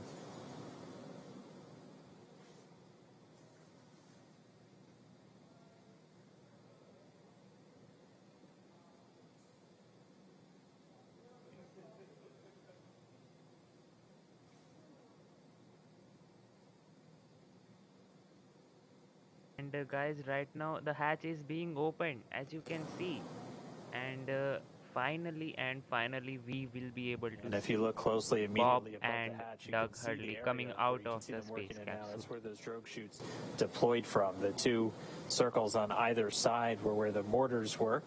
The main parachutes now hidden by the platform underneath the side hatch.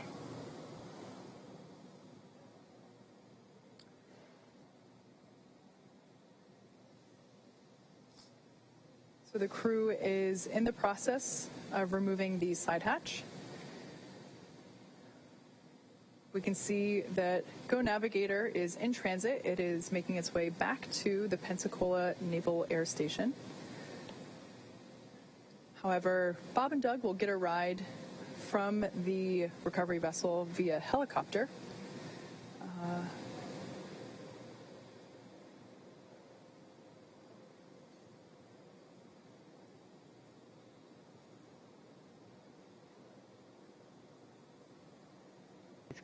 Can you believe this, that this thing has returned from the space itself, and what they are interacting with and what you are seeing is a space thing which has returned right now. This is so cool to imagine only and think only, and those astronauts have experienced the So space. again, we're preparing to open the side hatch, and once that is done, the flight surgeon will pop his head in, do an initial check, see how Bob and Doug are doing. And Dragon SpaceX, we got a slight delay due to some potential NDO hits near the side hatch. Copy, Mike. We're standing by.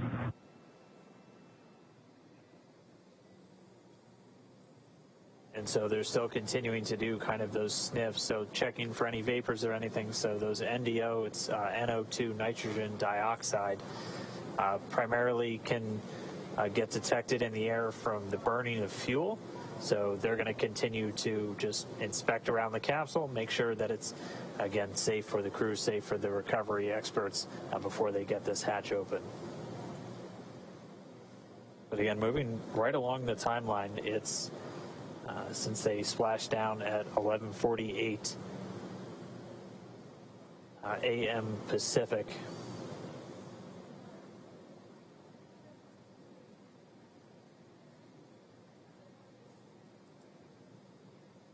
And so again, they're just pausing the operations for a moment, doing some additional air sampling around the prop system. We still have telemetry being fed from the vehicle, so flight controllers here in Hawthorne able to monitor prop tanks, propulsion tank pressures, and not seeing any issues with those at the moment.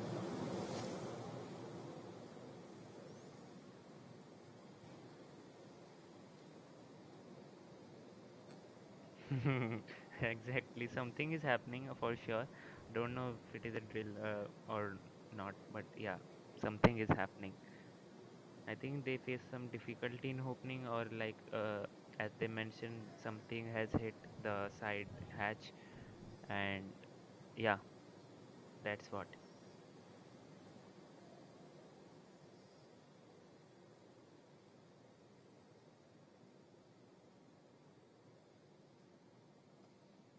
Photographers are taking the pictures. So again, just a short pause in the operations is, again, they're just sniffing around the capsule, making sure we don't have any readings that might indicate a fuel leak or anything around the vehicle. They did detect some NDO, some nitrogen dioxide, which is typically a residue that arises from the burning of fuel. So they're continuing to do just a couple of different air readings, grab samples essentially, before they proceed with the hatch opening. Okay. Yeah, the handle was kind of hit, and yeah.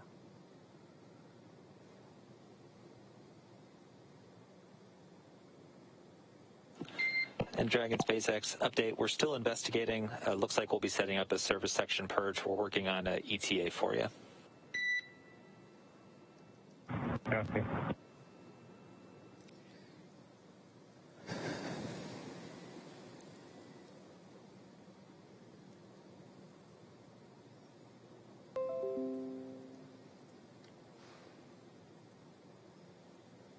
In case if you're just joining us, NASA astronauts Bob Behnken and Doug Hurley have safely returned They from the may have to International open Space the Station. hatch They made because an some on-time debris must have hit the splashdown handle, in and the that's Gulf what of they are Mexico, just off the investigating. coast of And when they Pensacola, have Florida, the plan, then at yeah, we'll be 11:48 able to see a.m. them Pacific, coming out of the capsule. 18:48 a.m.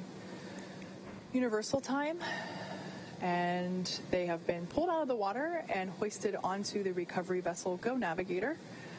And right now the team is just completing, they did an initial check and found that there might be some remnant vapors, which we certainly don't want to be around when we have Bob and Doug coming out of the capsule. So the team is working to purge the service section in preparation for crew egress. Just a little commentary on the hatches that we've been talking about. So while Dragon's top hatch is used to connect to the International Space Station, that's the one that's located under the nose cone, which is currently hidden there at the top of the capsule. This is the side hatch is what is utilized for ingress and egress, both on the launch pad as well as coming up here on the recovery vessel. When the capsule is docked to the International Space Station, they will use the forward hatch to exit and enter the capsule. Something to note that once that side hatch is opened, it'll be the first time that Bob and Doug have gotten a breath of fresh air. The first time that they've been able to do so in 2 months since they boarded the Falcon 9 at the start of their mission back on May 30th.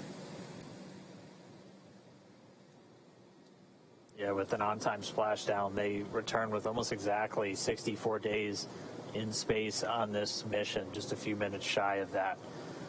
So I know they're looking forward to it. At minimum, in a little bit more of a stable condition now that they're on the boat, not in the water. So guys, if you are liking this stream, loving the stream, you can just give it a thumbs up and subscribe to this channel for more interesting space launches and space activities. Dragon SpaceX, we showed that levels are declining but are continuing with purge. Copy. Okay, so some vapors are interfering with the hatch opening. And in addition, just so you know, we are not seeing any, leak indications or anything like that. These are pretty small levels, but we still need to do the purge at this time. Okay, copy. Yeah, you're reading our mind, Mike. We were just wondering if you saw any indications of a leak or some depressurization somewhere, but it sounds like it's just part of the deal. Yeah, that's a good readback, Doug.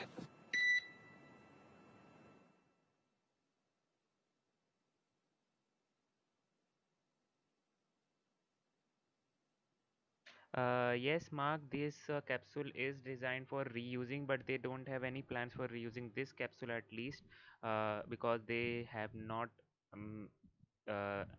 those specifications in it which they can be reusing it. But yeah, they have that plan that they will be reusing it.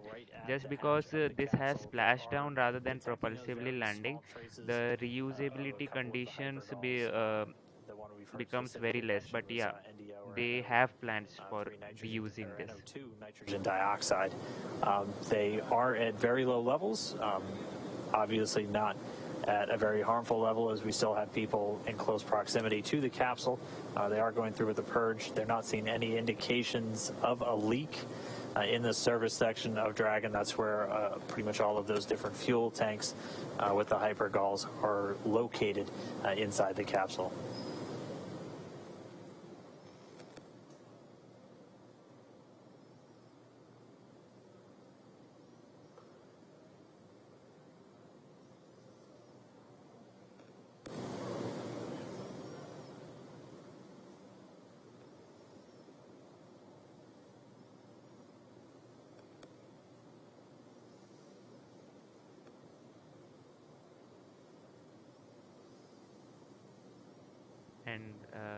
And we are just about 44 minutes post splashdown, actually still ahead of the timeline, as we weren't expecting to get the hatch open until shortly before 60 minutes, at which point we'd be bringing Bob and Doug out.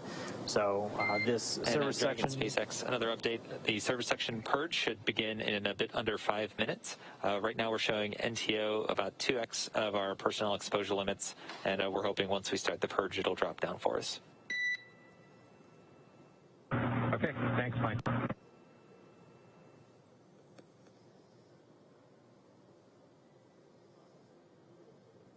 And I'm going to have to correct myself. So it's NTO, that's the dinitrogen tetraoxide, and that's one of the hypergolic fuels used inside Dragon for powering those N2O4 Draco thrusters. N2O4 and UDMH, that's what they use. These are the hypergolic fuel which does not require any igniter to ignite them, ignite the engines, and that's why they are used. And they also have a very Again, the long SpaceX life engineers detected, without any levels of much maintenance. NTO. That's why they are used. It's But dinitrogen yeah, that tetroxide. they It's one are of the hypergolic fuels toxic used in nature, inside the so Dragon spacecraft. alternatives are being developed. Levels higher than they would like, so they're essentially doing a purge to help dissipate any vapors in and around the service section where those fuel tanks reside in the Dragon capsule. We're expecting that to take within the next 5 minutes or so. We were still expecting the crew out inside of an hour, so still on the timeline or a few minutes ahead, and we should be seeing Bob and Doug. Once we see those levels continue to drop around the capsule, they'll begin to step through the hatch opening process once again.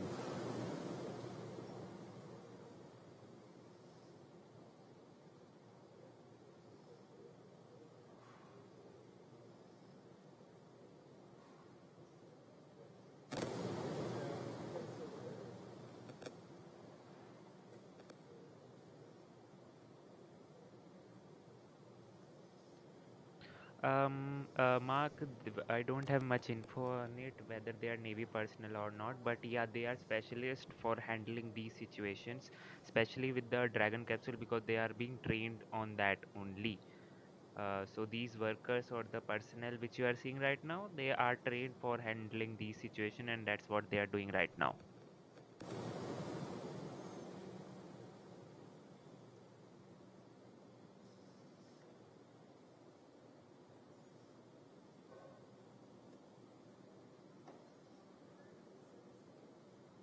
Right now they are basically decreasing all those toxic fume vapors, which is continue to decline, and once they are in safe. So right now we're getting ready to purge the surface section. This is to make sure that the lingering NTO fumes that the team is detecting get flushed out, essentially. The service section is not the interior cabin where Bob and Doug are. It's actually the part of the capsule that is outside of the place where Bob and Doug are. It's external to the cabin, but it's inside the capsule itself. So you can think of it as the space between the exterior of the Dragon capsule and the interior space where Bob and Doug are. I think the interior pressure vessel, essentially. Yes, exactly. Yeah. So Bob and Doug are fine. The air that they are breathing is, that nitrox mix that they've been getting throughout the entire duration of today's operations. But it'll be essentially the area below their cabin, completely sealed off from the service section. Yeah, that service section is where there's a lot of telemetry. It's where there are the prop tanks, and we're just making sure that those get aerated so that lingering fumes are swept away. Yeah, again, they had detected higher levels than they want to see of nitrogen tetraoxide. That's one of the two hypergolic fuels used in Dragon, the other one being monomethyl hydrazine. Those two fuels, essentially when thrown together, even without an ignition source, will react. That's what makes them hypergolic fuels. Much simpler, more elegant solution used in a lot of on-orbit maneuvering systems in spacecraft.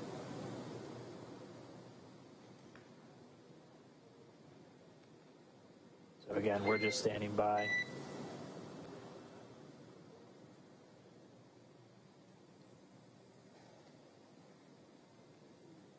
So as you can see on your screen, there is one crew member that has kind of what looks like a... Dragon, SpaceX, don't have a huge update for you. Just letting you know the service section purge is still in work.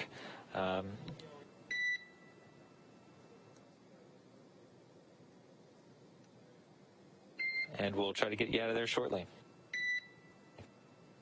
Copy.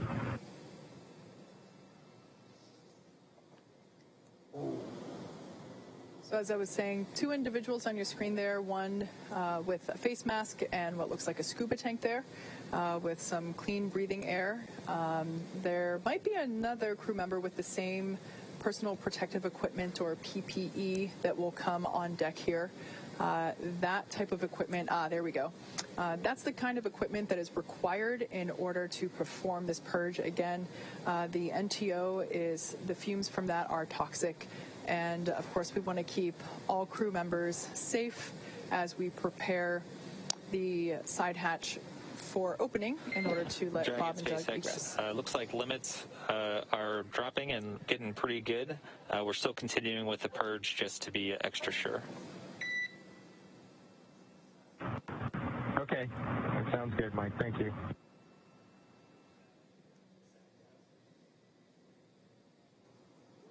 All right, so we just heard the call. The limit's continuing to drop on that NTO, that nitrogen tetraoxide. So they're just going to continue to monitor those. They're doing a purge, essentially flushing the air around the service section where the tanks for those hypergolic fuels are in Dragon. As Kate was talking about, they're not inside the pressure vessel, the section of the Dragon interior where Bob and Doug and their atmosphere exists. They're essentially outside the pressure vessel, but still inside the outer shell of the Dragon spacecraft.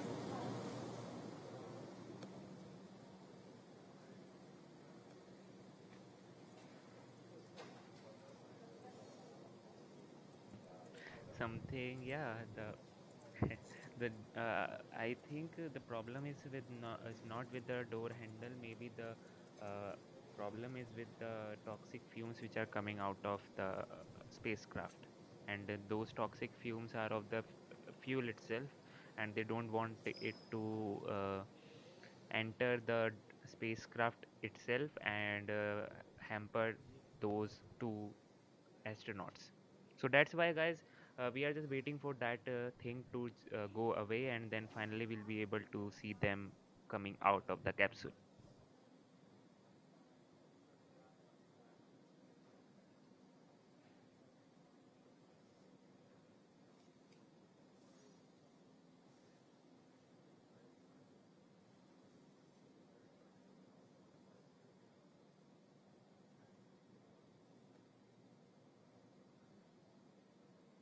We are just about 52 minutes post splashdown. Again, we're just waiting for them to get good readings on the levels of any hypergol vapors still in existence around the capsule, and then they'll be able to step back in to this hatch opening.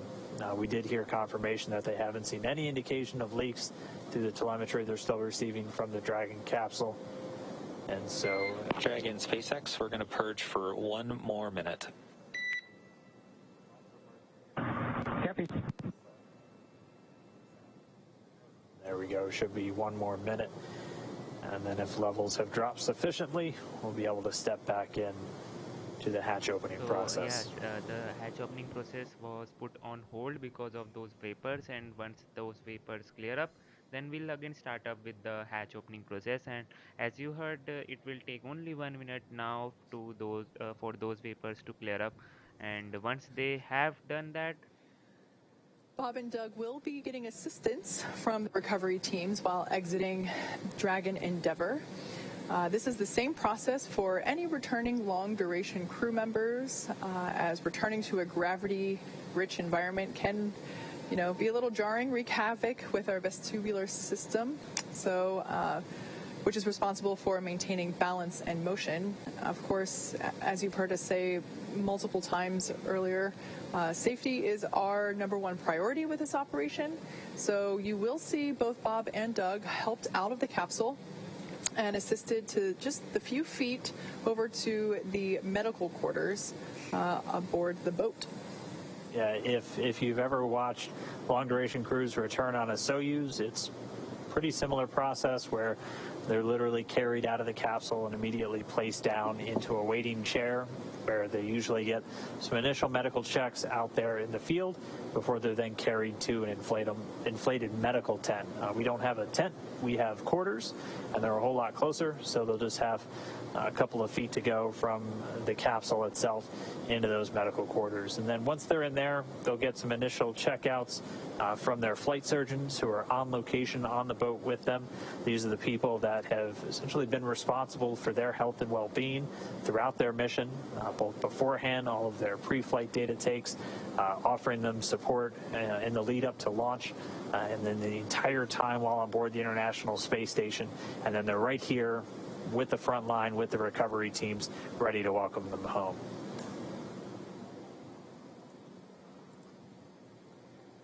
So it's been just about a minute since we heard that last call to the crew. We should be just about done with the purge. We're going to stand by, and hopefully we'll resume these hatch opening operations in just a moment.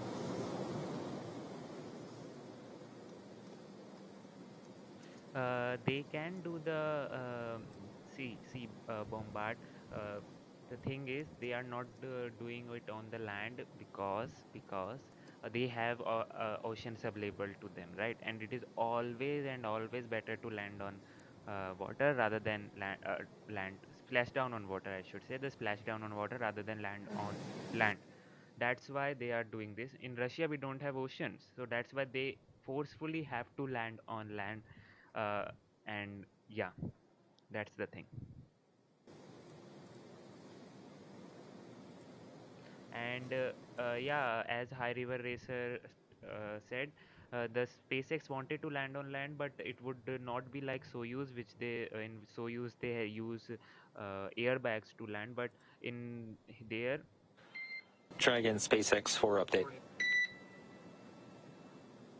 Go ahead. Okay, exterior, we're seeing 3 parts per million NTO and 6 parts per billion of MMH. Nil, however, is asking that you destow your Draggers and take a sample inside the cabin.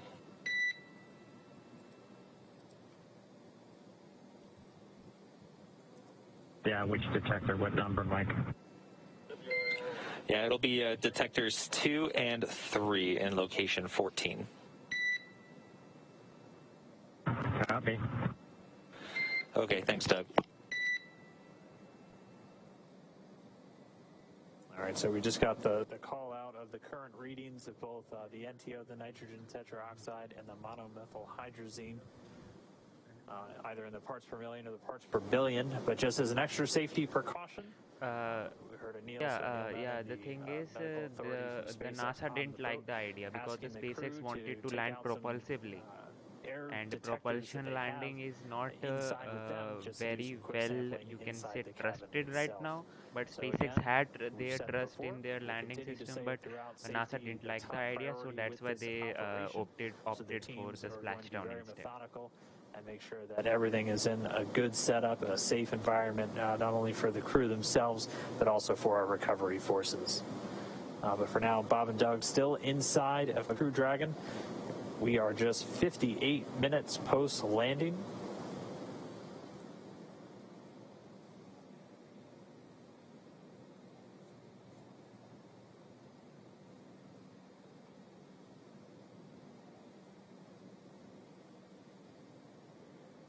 SpaceX Dragon with a status.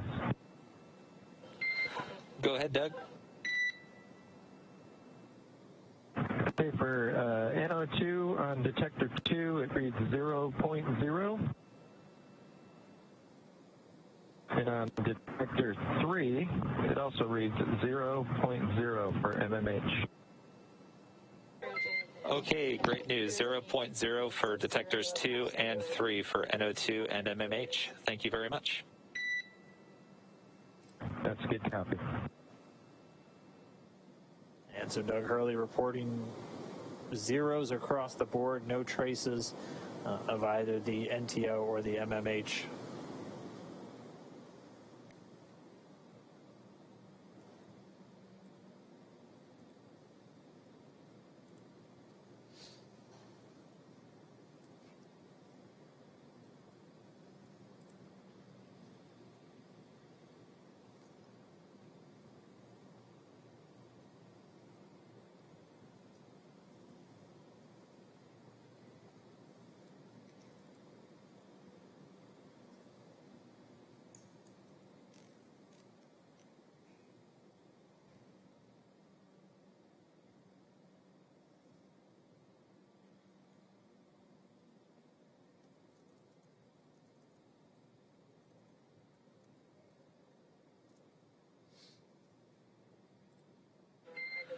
Dragon SpaceX for a status update.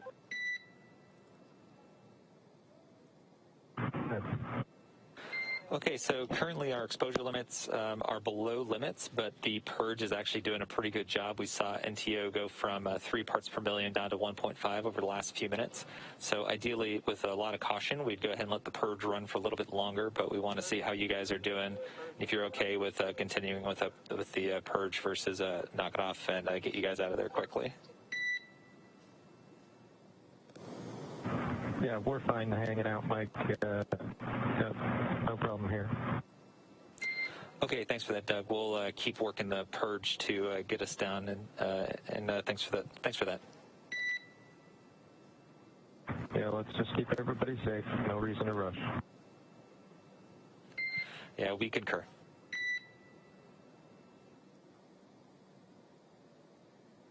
Spacecraft Commander Doug Hurley reporting the crew still doing well in Dragon, so they are good to continue to hang out.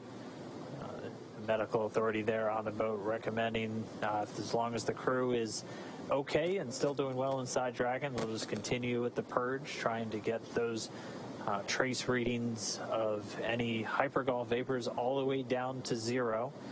Because again, we're really focused on not only keeping the astronauts safe, but all of the recovery engineers and medical professionals there on the scene as well. So they're going to continue this purge, just dispelling the immediate area around the service section of the Dragon spacecraft. So this is really a series of fuel tanks outside of the pressure vessel, so where Bob and Doug are inside the Dragon spacecraft, which they did some quick readings inside the cabin and had zeros across the board. But they're just continuing to let these levels dissipate, bring it down to 0, and then we'll resume hatch operations. We're just a little over an hour now, an hour and 2 minutes post splashdown. Yeah, good to hear Bob and Doug report that they're good hanging out, meaning they're feeling all right and they're pretty comfortable. So Anna, the right stuff, is it like a web series or what? They were doing their best. Can you just be more clear? That I would leaving, also watch if it is playing a up their good thing to watch. sickness. So good. It is good to hear that they're doing well still inside the Dragon capsule.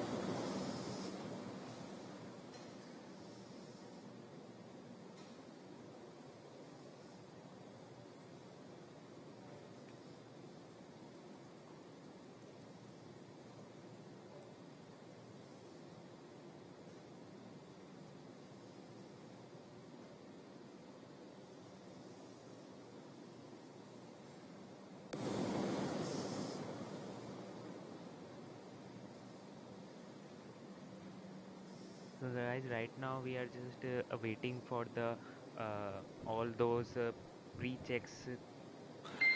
And Dragon SpaceX, we're still seeing good indications from the purge. We're looking to go about another 5 minutes and looking for 0 indications. If at any time you'd like us to speed things up, please let us know. Oh, we're good. Just keep doing what you're doing. We can wait the 5. Easy. All right, thanks, Doug. Okay, as you heard from them, All right, so we'll settle in at least another 5 minutes while they just continue to disperse any trace remnants of those hypergol fuels around the service section of Dragon before we once again step into the hatch opening. We're gonna stay with you, stay with this until Bob and Doug are out of the capsule and into their medical quarters. Yes, please fasten up the process. We want to see them. At this point, Bob and Doug are still strapped into their seats. The seats have actuated away from the position where, I guess, in the orientation in which you see the capsule now. During their during the departure phasing earlier this morning and yesterday, the orientation of the seats were such that essentially Bob and Doug would have been laying on their backs in the orientation where we see Dragon now. Currently, the seats have actuated upward slightly, so they are not completely upright, but they are reclined a little bit, nice and comfy there. But they are able to see in and out of those windows there that we see on either side of the side hatch. And then once they're able to finish the egress process, getting Bob and Doug out of the capsule.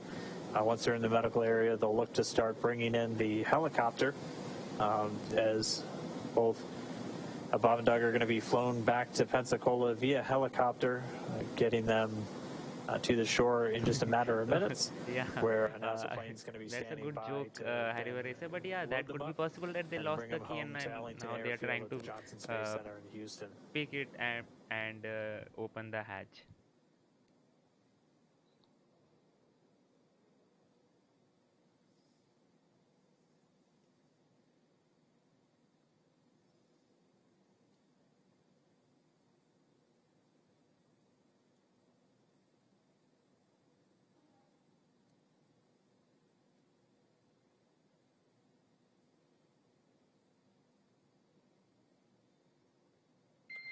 And Dragon SpaceX, things are still trending well. We're expecting another reading in about 2 minutes, so at 1956, and looking to hopefully egress you guys shortly after that. Okay, sounds good, bud. Thank you. Come on, do the hatch opening. We want the hatch opening, please. In light of one of the social media questions that we were asked earlier, someone asked if Bob and Doug have Netflix available on their heads-up displays there in the capsule, and they've actually been pretty busy throughout this mission, you know, monitoring telemetry and data and checking for timing. And I would say now's about the time that they would certainly want something to watch, because you know, at this point their only job left to do is get out of the capsule. And I think now they Has to be a feeling of just success. are though, in the for those progress two. of hatch opening. I mean, taking the first flight in a brand new spacecraft, we knew as test pilots, this is something that was kind of their bread and butter when they were in the military, and definitely something they leapt at the chance for once they became astronauts. And really a pretty flawless flight for Dragon. Obviously, we'll have all of the post-flight review coming up in the next several weeks as we continue to assess all the data that we received throughout the mission and any data still recorded locally on Dragon itself. And we'll be spending the next several weeks going through and assessing the mission and working through the certification process. And we're already targeting the first operational flight, currently pegged for no earlier than late September.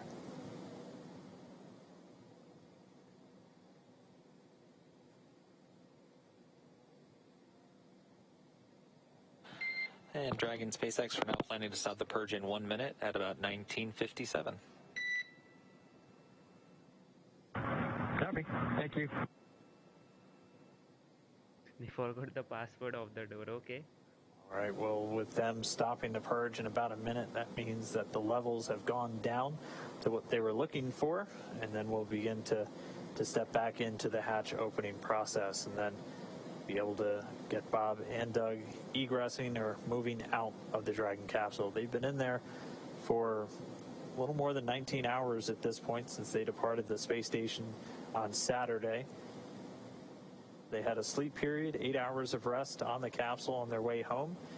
They've been up since a little bit earlier this morning, that wake coming about 4:40 a.m. Pacific, so a little more than 8 hours ago. The water rescue was done by the SpaceX counterpart on the water body itself, like the crew which is there. The crane pick this vessel up from the ground. And Dragon, the purge is now complete. One more Drager check, and then we should proceed with hatch opening. Okay, good news. Thanks. That is good news indeed. So confirmation that the purge is complete and that they're just going to do one more test to make sure that all of the fumes of concern are away and that it is safe to open that side hatch and retrieve Bob and Doug. Once again, once that side hatch is open, our flight surgeon will be the first to say hello, get a quick medical checkup, although based on the reports that they've been that the crew have been giving us along the way, it sounds like they're doing great, they're feeling good, and they're pretty comfortable there inside a Crew Dragon.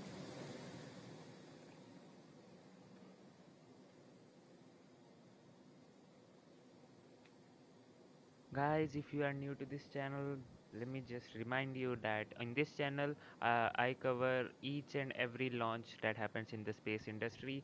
So if you are in that, And Dragon SpaceX, we show 0.4 parts per million on NTO, 18 parts per billion of MMH. That's below limits. We are proceeding with hatch opening. Okay, great news. Thanks, Mike. All right, so there's the green light we've been waiting for. In fact, the green light we've been waiting for months at this point. This is our first opportunity to say hello to Bob and Doug, our favorite space dads, as they are now about to egress or exit from Dragon Crew Endeavour. Again, this is the culmination of what has been about a 19-hour journey home, all starting yesterday, as they departed the International Space Station. so guys, finally, as you heard, the levels are good now, and they have progressing with the hatch say opening. hello and make sure that they're still doing all right, and then proceed to assist them with exiting the capsule. And we see And the there hatch we go, is guys. now The open. hatch is Hatch being open. opened at 12:59 p.m. Pacific. And Hatch is open. now we'll be able to So right now they're going to put a piece of equipment in there that basically smooths out the edges and makes sure that it is a comfortable exit from the Dragon capsule. Just a little piece of structure there to ensure that the hatch will remain open and that any sharp edges around that side hatch are protected.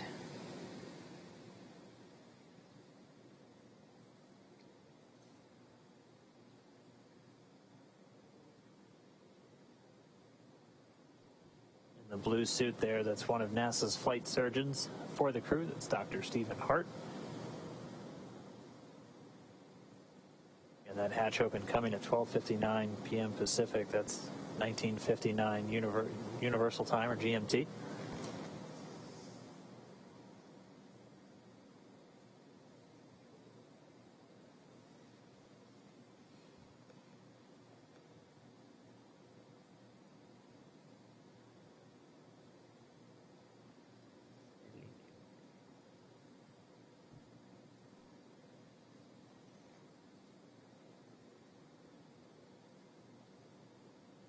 egress.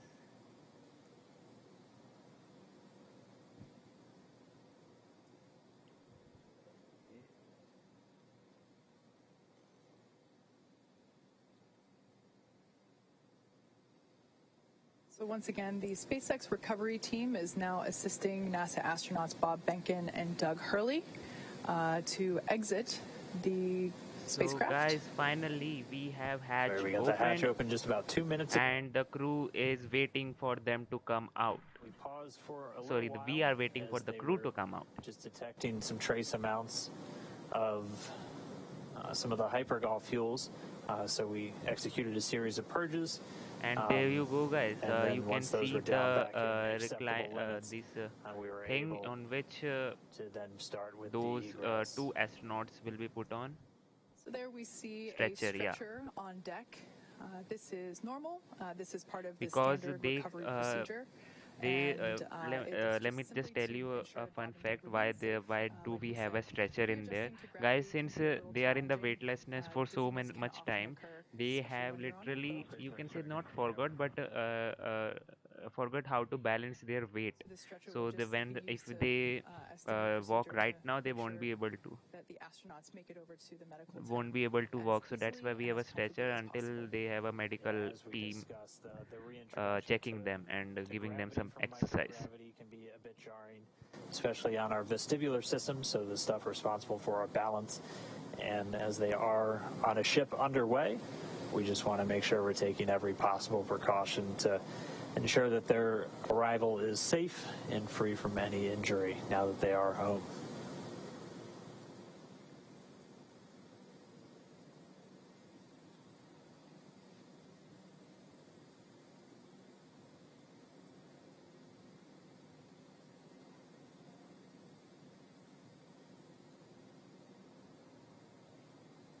working to get a few of the items from the seats out of the way first before they begin extracting our crew members. They'll be coming out one at a time.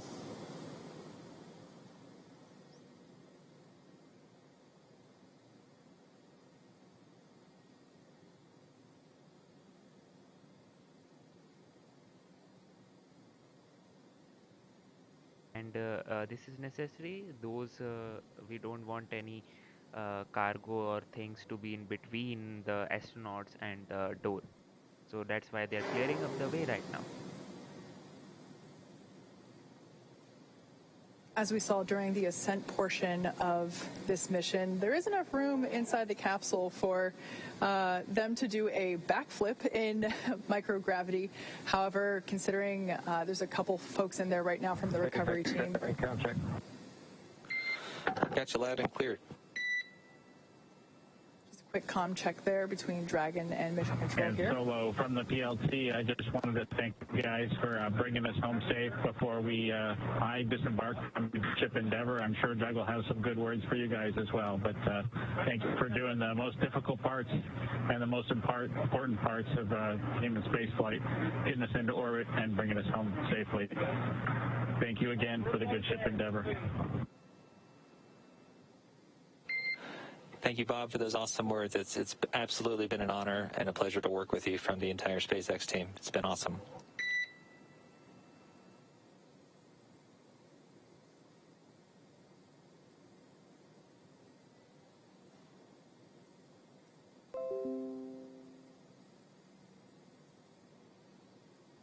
Some initial words from NASA astronaut Bob Behnken. He's in the pilot seat, so you've heard him refer to himself as PLT. We're still standing by for our crew members to begin making their way out of the Crew Dragon spacecraft. And again, they're going to get some assistance just the couple of feet to the medical quarters on board the ship, where they're going to be able to get out of their suits that they've been wearing for all of the final dynamic phases of the separation events, deorbit burn, re-entry, splashing down just a little over an hour ago at 11:48 p.m. or a.m. Pacific time.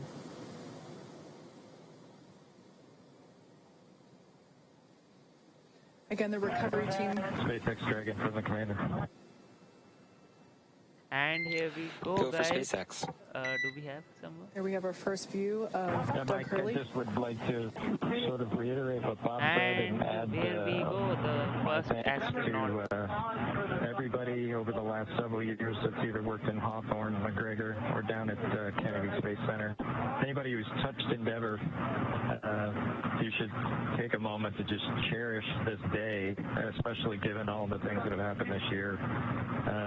We certainly can't thank you enough. Our families can't thank you enough. And just proud to be a small part of this whole effort to get a company of people to and from the space station.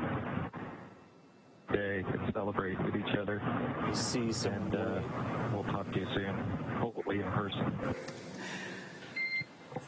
Thanks so much, Doug, and you're welcome, and thank you so much for those kind words. And we all wish you a safe journey home and a happy reunion with your family soon, and we look forward to seeing you in person as well.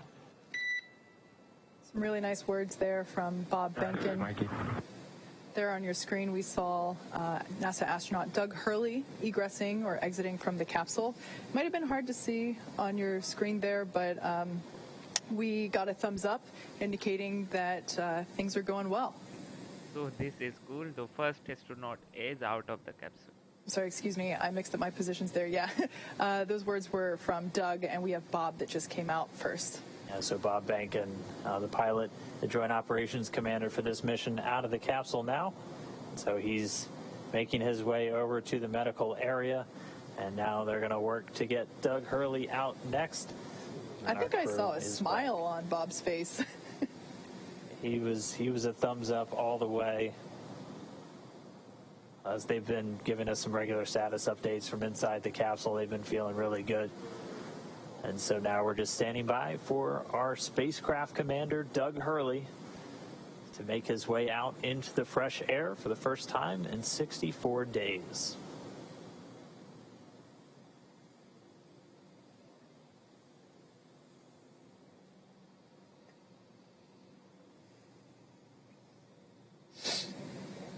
yeah, guys, I was saying that if you are new to this channel, let me just tell you that we cover all the launches in the space industry and all those cool space activities all at one place. So if you are a space nerd or a space enthusiast, you can just subscribe to our team and become a member of Space Tubers.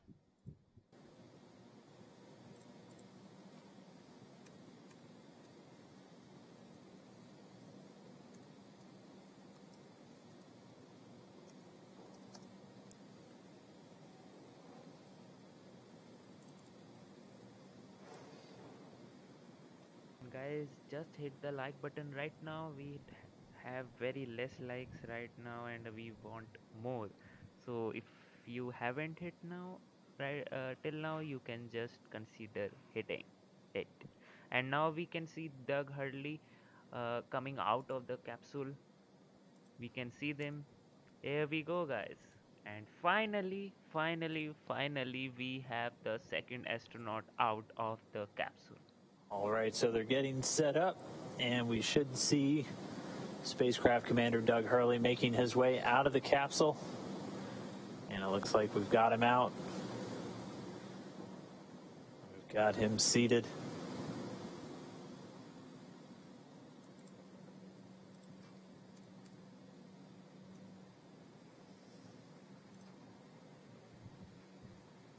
And there we go, another thumbs up.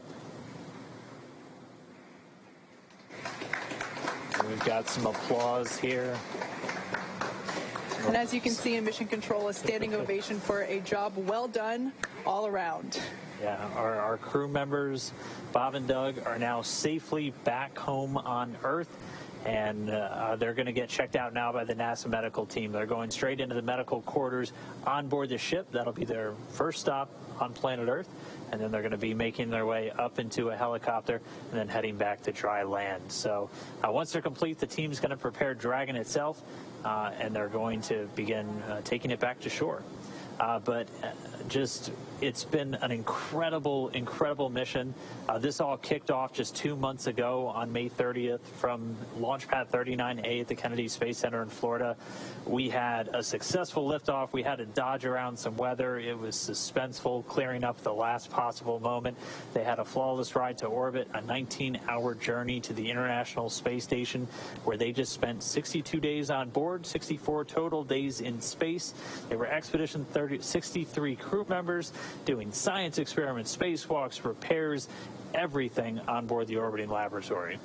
Their journey home began yesterday when they closed the hatch to Dragon and undocked hours later at 4:35 p.m. Pacific. After 4 successful departure burns and a